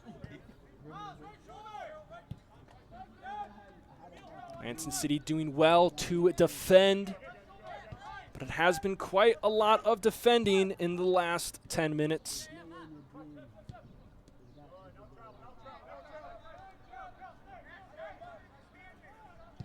Now here's a ball in. It's going to be over his target, and now Sylvan is able to keep it in, and now Magalhaes is here on the near side. He's got Dolabaipu going with him. He plays the ball into Cunha. Cunha right back to him. Lansing City could be building something here. Now a ball to Sylvan. Sylvan's onside. He plays the ball across. It gets blocked. A touch. Magalhaes is there. Shot and saved. Andrew Cook.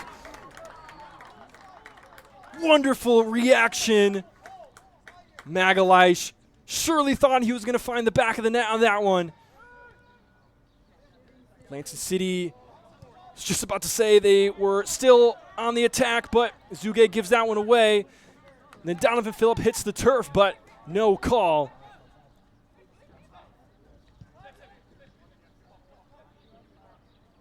I really thought we were going to put the scoreline at 2-0 as Dolabaipu called offside there. Cunha very upset about it because he was not the offside one. Lansing City coach Marco Bernardini also speaking a bit. Center referee coming over and going to be issuing a card to assistant coach Jeremy Kleppel. He was not happy with the offsides call. So several whistles happening here. I think substitutes attempting to enter the game, and they were trying to play the ball. So I think for Kalamazoo, it's going to be number 32 coming off the pitch, Matthew Bouvin. He's going to be exiting the game. For Lansing City, it looks to be Samuel Dolabaipu coming off the pitch.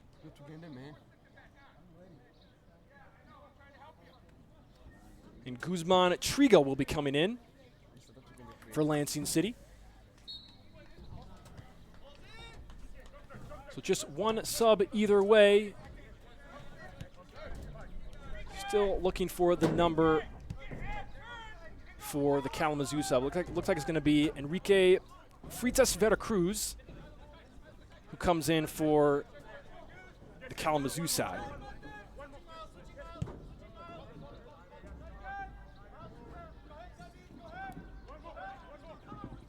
Entering the game for Kalamazoo FC, Enrique Freitas Veracruz. And stepping onto the pitch for Lansing City, number 5, Guzman Trigo.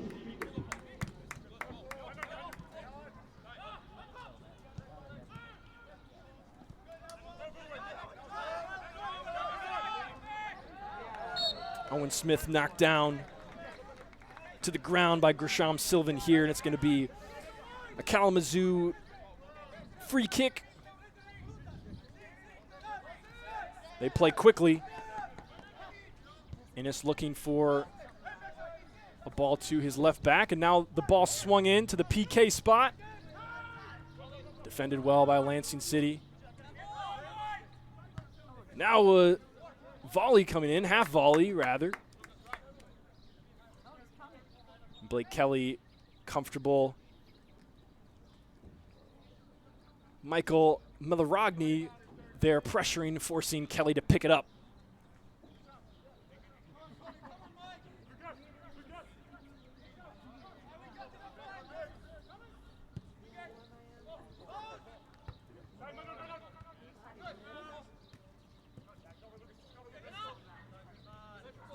With that most recent substitution there, and Guzman Trigo just had the ball for Lansing City for a moment. With him coming in, it's going to push, and Dolabaipu coming off is going to push Jack Zuge up to one of the number 10s as Guzman Trigo settles into a number 6 in the midfield. And now Zuge does have it here, finds Magalhaes. Magalhaes dancing with it. Now back to Cunha. Cunha looking for the long switch to Victoria. He does find him. Victoria takes a cut inside and not a left-footed strike. That one had the pace, but not quite the accuracy. It went over the bar, probably 3 or 4 yards. Nothing really going to concern Andrew Cook on that one.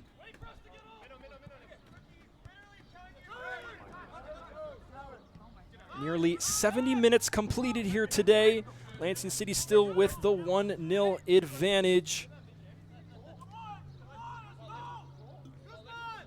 The boot of Sam Dolabaipu, the difference today in the first half. This one going all the way back to Blake Kelly. He's going to have to kick it out. And a nice little double chest there between Guzman and Avalos. Guzman finding Victoria.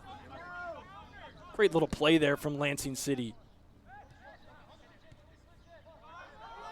This is where we've seen them thrive in combinations on the wing from these young attackers. Many of them 04, 05. Potentially, I believe the youngest, the most young players on this squad than any other team in the Great Lakes Division, and possibly in all the USL2. As Sylvan's able to get around one there. He's dangerous when he's going downhill. But Kalamazoo is able to thwart his efforts.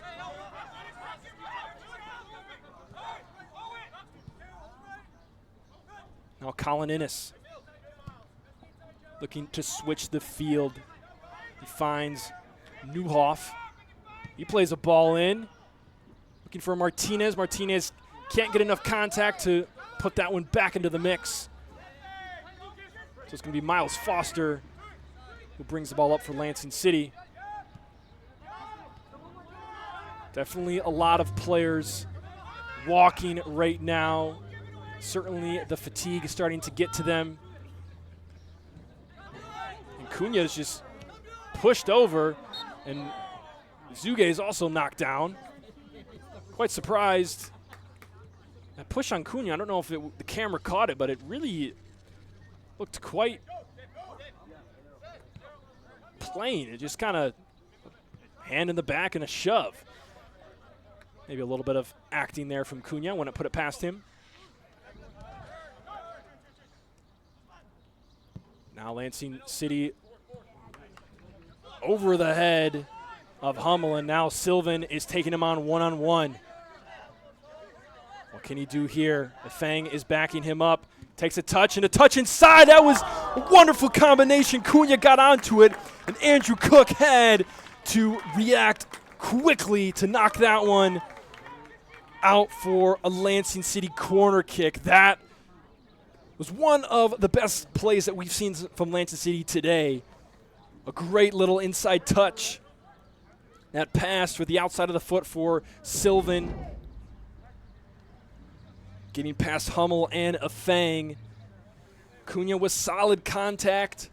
Wasn't quite to one of the corners of the goal, but Andrew Cook there to make the save. And here comes the corner. Not a bad corner. It's a little bit long. Put back in the mix from Foster, but he's going to get whistled for a foul and also a whistle for our mandatory water break here as we near the 75th minute. So we're going to have a couple-minute break here. It'll be restarted with what will be essentially a Kalamazoo FC goal kick.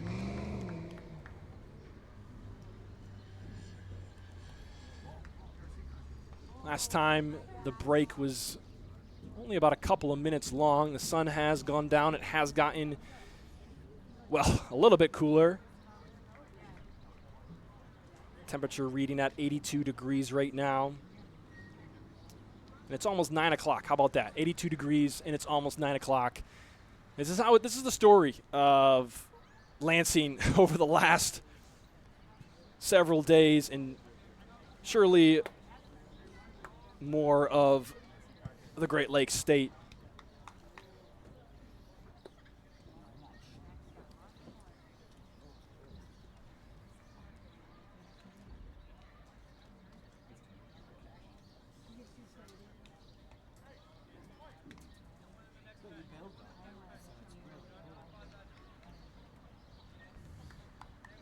We are still at 1-0 here. You might notice the clock continues to run during the water break as the officials will include this period into the added stoppage time.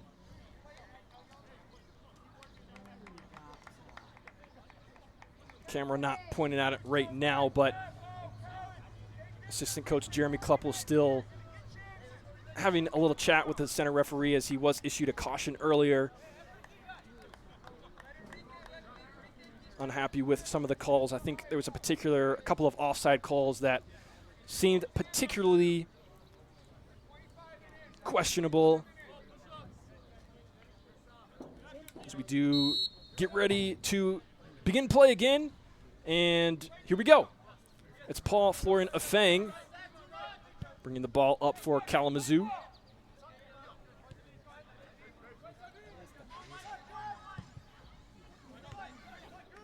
Guzman Trigo able to thwart that attack, and great settling touch there from Cunha, who finds Zuge. Zuge hits the turf. Lansing City getting into their lovely small-sided combinations again. And now here's Sylvan getting ready for a 1v1, but just a little too careless on the receiving end.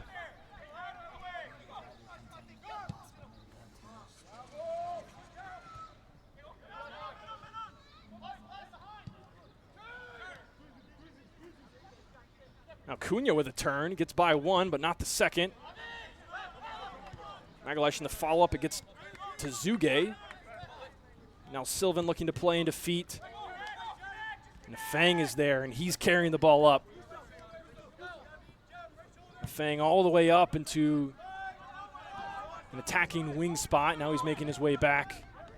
Making the long journey back to his center back position. This ball gets played in. Smith with a touch, trying to get it back, but Foster's there. Probably a goal-saving position there. But this one gets knocked back to Owen Smith. Takes a couple touches. The ball comes inside, but it's blocked. Adam was there. Foster was there. And it's going to be another Kalamazoo corner.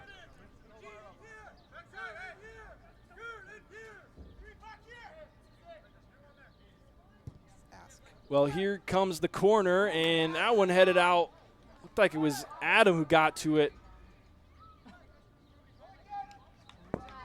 He hit the turf pretty hard, but no whistle there. It's going to be another corner for Kalamazoo. Lots of corner kicks for Kalamazoo today. This one comes in short. Zuge blocks it. Feng is there. Feng wins that header. And then a volley comes in from number 27, Vera Cruz. That one goes well over the bar.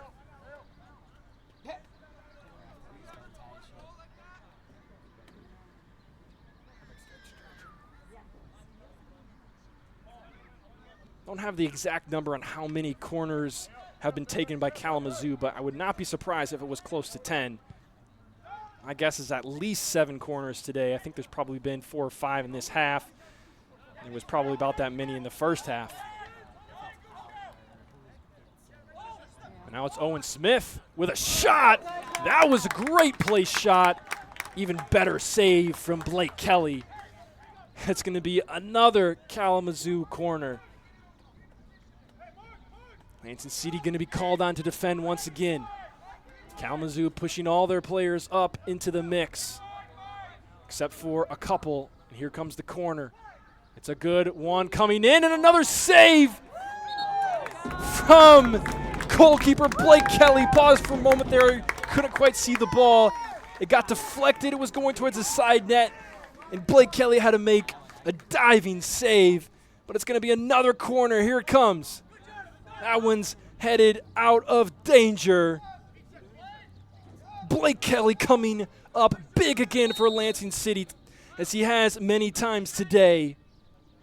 Probably his 5th or 6th save that has been necessary. And it looks like Captain Jeffrey Victoria is going to be coming off the pitch.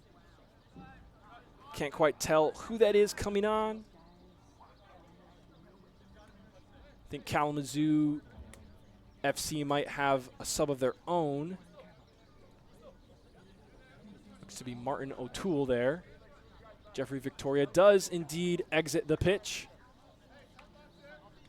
Coming on is going to be number 19, Aiden Antcliffe for Lansing City. So here comes a throw-in on the near side. Now a ball into the mix. This is dangerous, and Kelly's there. Stuck to his glove. Wow. This is getting a little bit much, these chances here. Would love to see the ball on the other side of the pitch.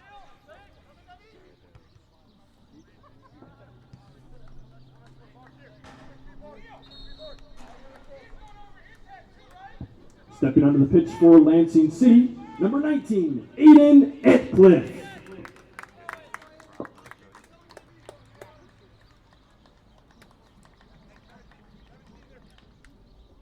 And now a few more subs coming on for Kalamazoo. Looks to be number 28, Emmanuel Duran. We also have number 19, Martin O'Toole. I think that was the only 2 that came on for Kalamazoo. Magalhaes pressing high here.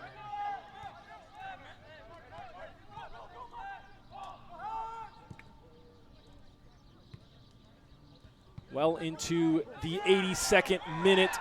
Lots of substitutes being made, and just all kinds of screaming coming from the Kalamazoo FC bench after it looked like the ball hit the ref there. Thought that's what I saw. I don't know exactly what the complaint was from the Kalamazoo side. Maybe they thought it was a handball on one of the players. This one is going to be offside.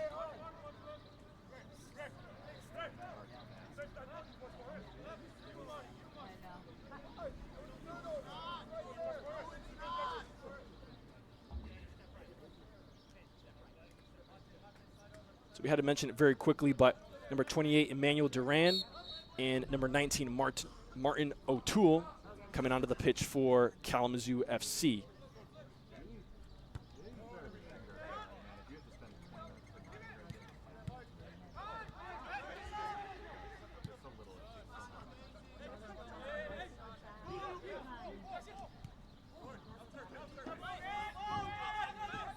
Entering the game for Kalamazoo, number 19, Martin O'Toole, and number 28, Emmanuel Duran.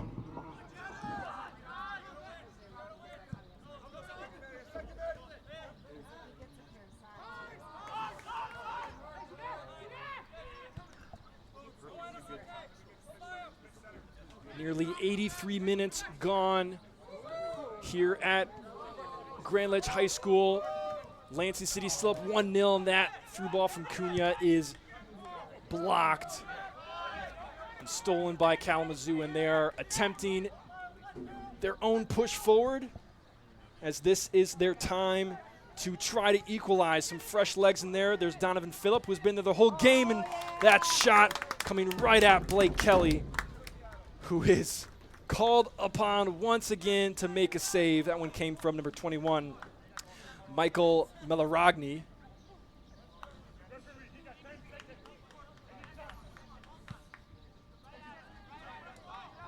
Blake Kelly certainly coming up big for Lansing City tonight. Trying to keep this clean sheet for another 6 minutes or so, plus any stoppages added. First half, we had 3 minutes of stoppages. I would expect around the same. And this one's going to go out for a Lansing City throw, and the Kalamazoo bench very upset about this one. Multiple coaches went all the way up as far as they can, actually a little past where they're supposed to go, making their opinion known loud and clear.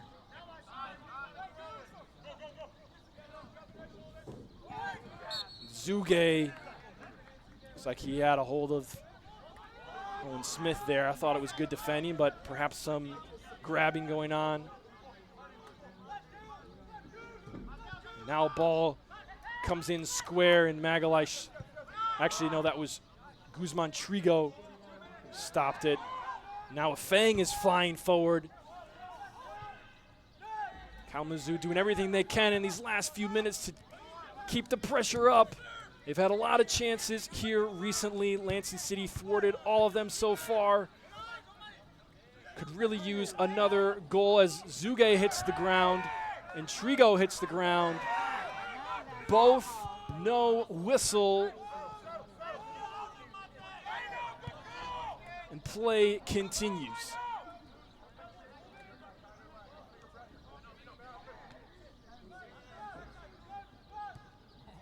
Through ball in here. It's Melaragni. And then go back and ball inside. Smith is there. He tried to take a touch and get it on his left foot. But it's cleared out, and now a ball back in. Deflected away by Adam. They're not out of it yet. Miles Foster's there. Avalos is there. The ball comes in. Sylvan is there. And the foul is going to go against Kalamazoo FC. I believe that was Emmanuel Duran who got whistled for it. And, of course, Lansing City in no hurry. You know, Jared, one of the things that I'm noticing is just that we're getting near the end of the game, and we definitely have to see fresh legs coming either onto the pitch or fresh legs from Lansing City just finding another gear, because we are getting beat to some of these balls in the middle. All 11 of Lansing City players have been on our defensive end for the last 3 minutes just about. And almost all 10 of the field players, besides the goalie for Kalamazoo, has been in their offensive end. So right now, we've got to flip that script if we want to see a change in who is possessing the ball. And as you say that, Lansing City brings on a couple subs of their own. Cunha exiting the pitch, Zuge exiting the pitch, and it looks like Sahel Yessen's going to be coming on up top, as well as Jeff Palmer. Yessen hits the turf early, no call there. And just like that, fresh legs for Lansing City. We'll be trying to up the pace of the game in these last couple of minutes. Yessen pressing there. Palmer's there. Already starting to see the effect of that as Lansing City is able to win this one. And Avalos is pushed to the turf. Well done. Stepping onto the pitch for Lansing City, number 20, Jeff Palmer. And number 21, Sahel Yessen.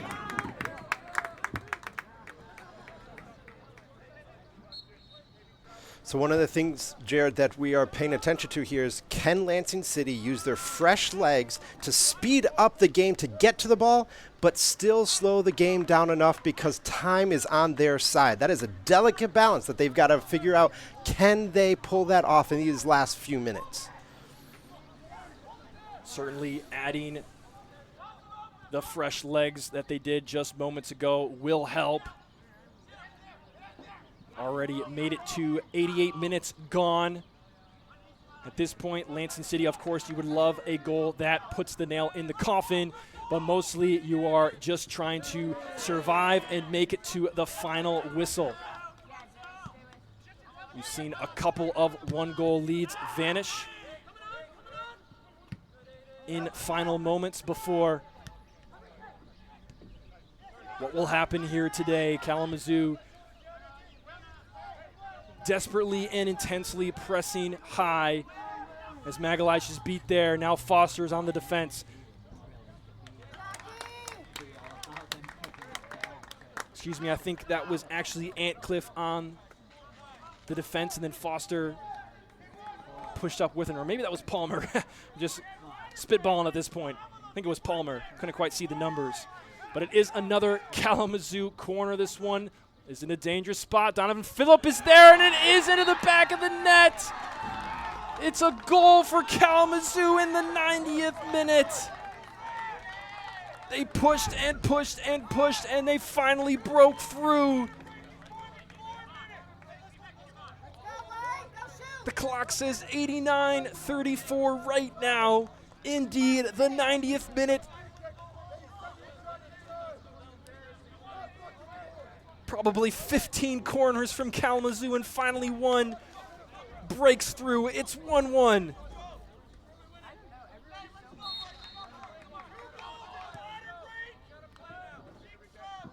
Kalamazoo goal, scored by number 9, Donovan Phillip.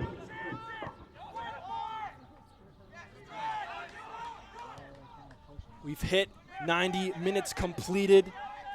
The clock here in the stadium will stop as we await the signal for how much extra time there will be.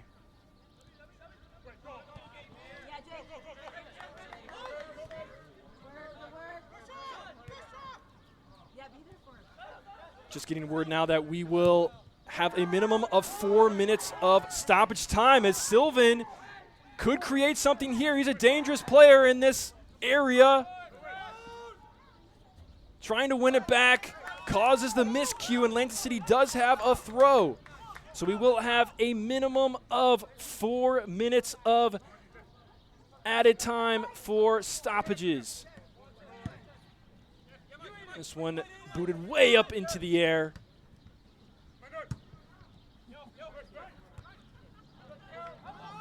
Lansing with a little more energy in their step, trying to get that one-goal advantage back.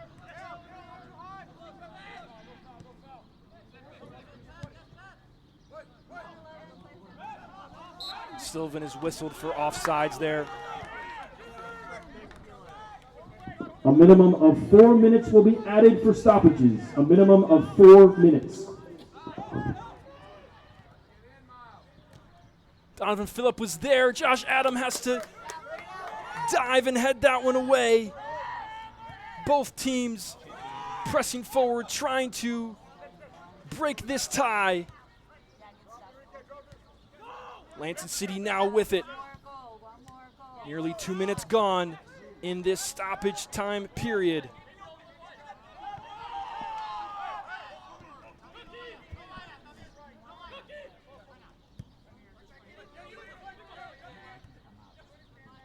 Cook putting this one into the mix. It's headed away by Josh Adam. Now here's Hummel. That strike is blocked. He plays it right back in. About halfway through the stoppage time minimum.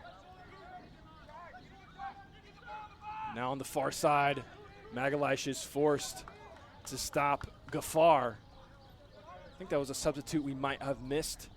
Kabiru Ghaffar on that far side. This is going to be a Kalamazoo throw. With just 90 seconds left in the minimum. Another Ragni there, back. Resetting, finding a new vantage point. Lucas Hummel playing the ball in. It's chested back. Avalos clears it out to Yesin. Yesin trying to keep the ball. He does so, and it is going to be a handball called against Lucas Hummel. So Lansing City does have a free kick here, under 1 minute left in the minimum stoppage. Antcliffe is going to allow his teammates to push forward. He's going to play this one long. Magalish is there, and so is Fang.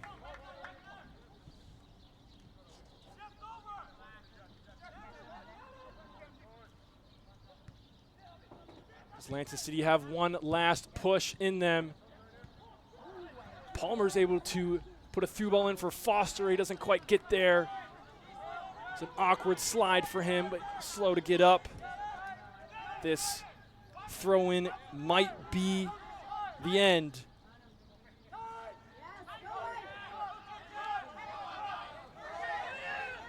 Referee holding the whistle as of yet. Play continues. It's Smith. He's overlapped by Duran. He takes a touch inside. He finds Phillip. Phillip back to Smith. The through ball. It's Melaragni. The ball comes in. Josh Adam has to save that one. Lansing City nearly concedes.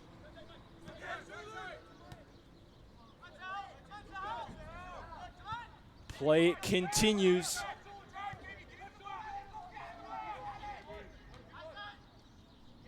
As Ghaffar tries to bring a square ball across. Looks like that one's going to be, it would have been a corner, but it's going to be whistled dead. That's the end of the match, says the head referee in the center. Kalamazoo FC players definitely not appreciating that. They thought that they should get that corner, but it's going to be the end of the game. We'll have some post-game thoughts here in a little bit. Don't go anywhere.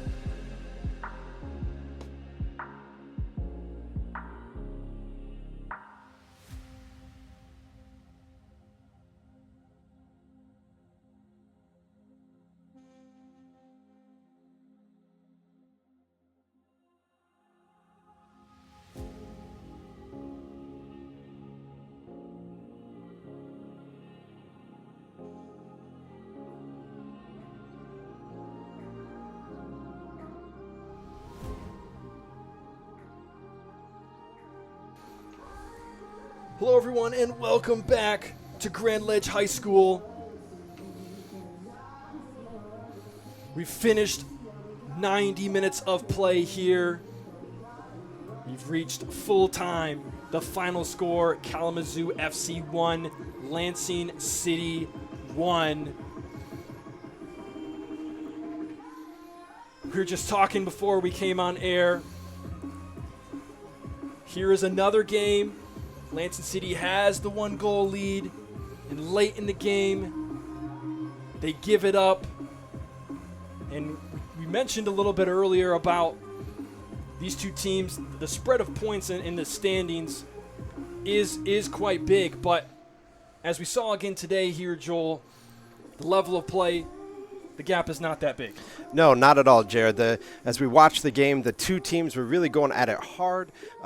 We continued to see positions from both squads in the right spots, moving the ball the right way, playing soccer the way we desire to see it, as ball movement, runs on net, getting back on defense. We saw it all, and really what it came down to in the end was a lot of corner kicks that Lansing gave up. And honestly, Jared, when you have that many corner kicks that you give up, percentages as a defense is just not in your favor. It's going to be tough to not have one of those many corner kicks break through. I don't have an exact number on that, but, would you say probably 15? Like, that's around there. Absolutely. Even if you count the first half was probably at least, 4 or 5, maybe more. Second half, you may be in the double digits in the second half. There were so many, and some were just one right after the other.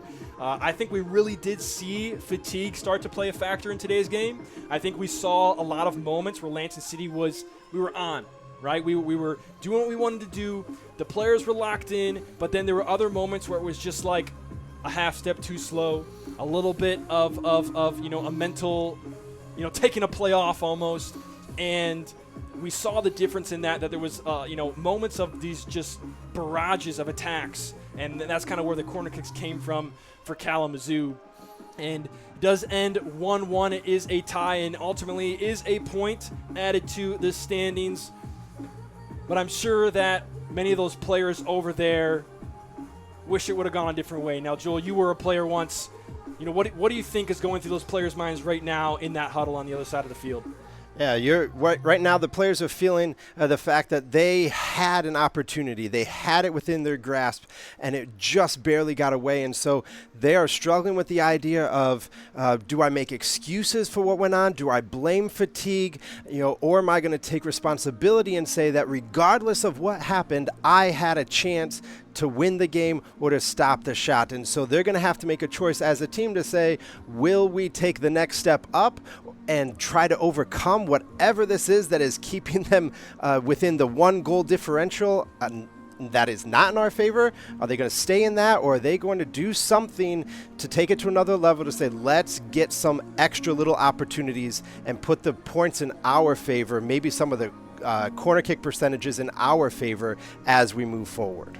And knowing Coach Marco Bernardini and the staff at Lansing City, I have no doubt that the response of the players is going to be positive. All year long, I've been communicating with Coach Marco Bernardini, and he's been telling me over and over, hey, regardless of result, the mission stays the same. The mission stays the same. We can look up at the standings. We can see 9 points. We can see 10 points. We can see, what's the record now? I think it's a 2, 3, and 4. 2 wins, 3 losses, 4 ties. We can look up at that and see whatever it is. But the mission stays the same. The purpose stays the same. The culture that he has built here is certainly one that is going to be, I just have no doubt that the response is going to be positive from these players. Coach Marco Bernardini has also told me that there's a lot of young players on this squad. There's a lot of young talent, a lot of players born in 04 and 05, probably more than any other team here in the Great Lakes Division. So this is an exciting thing to see, the level of play that we're seeing now and how it's going to improve.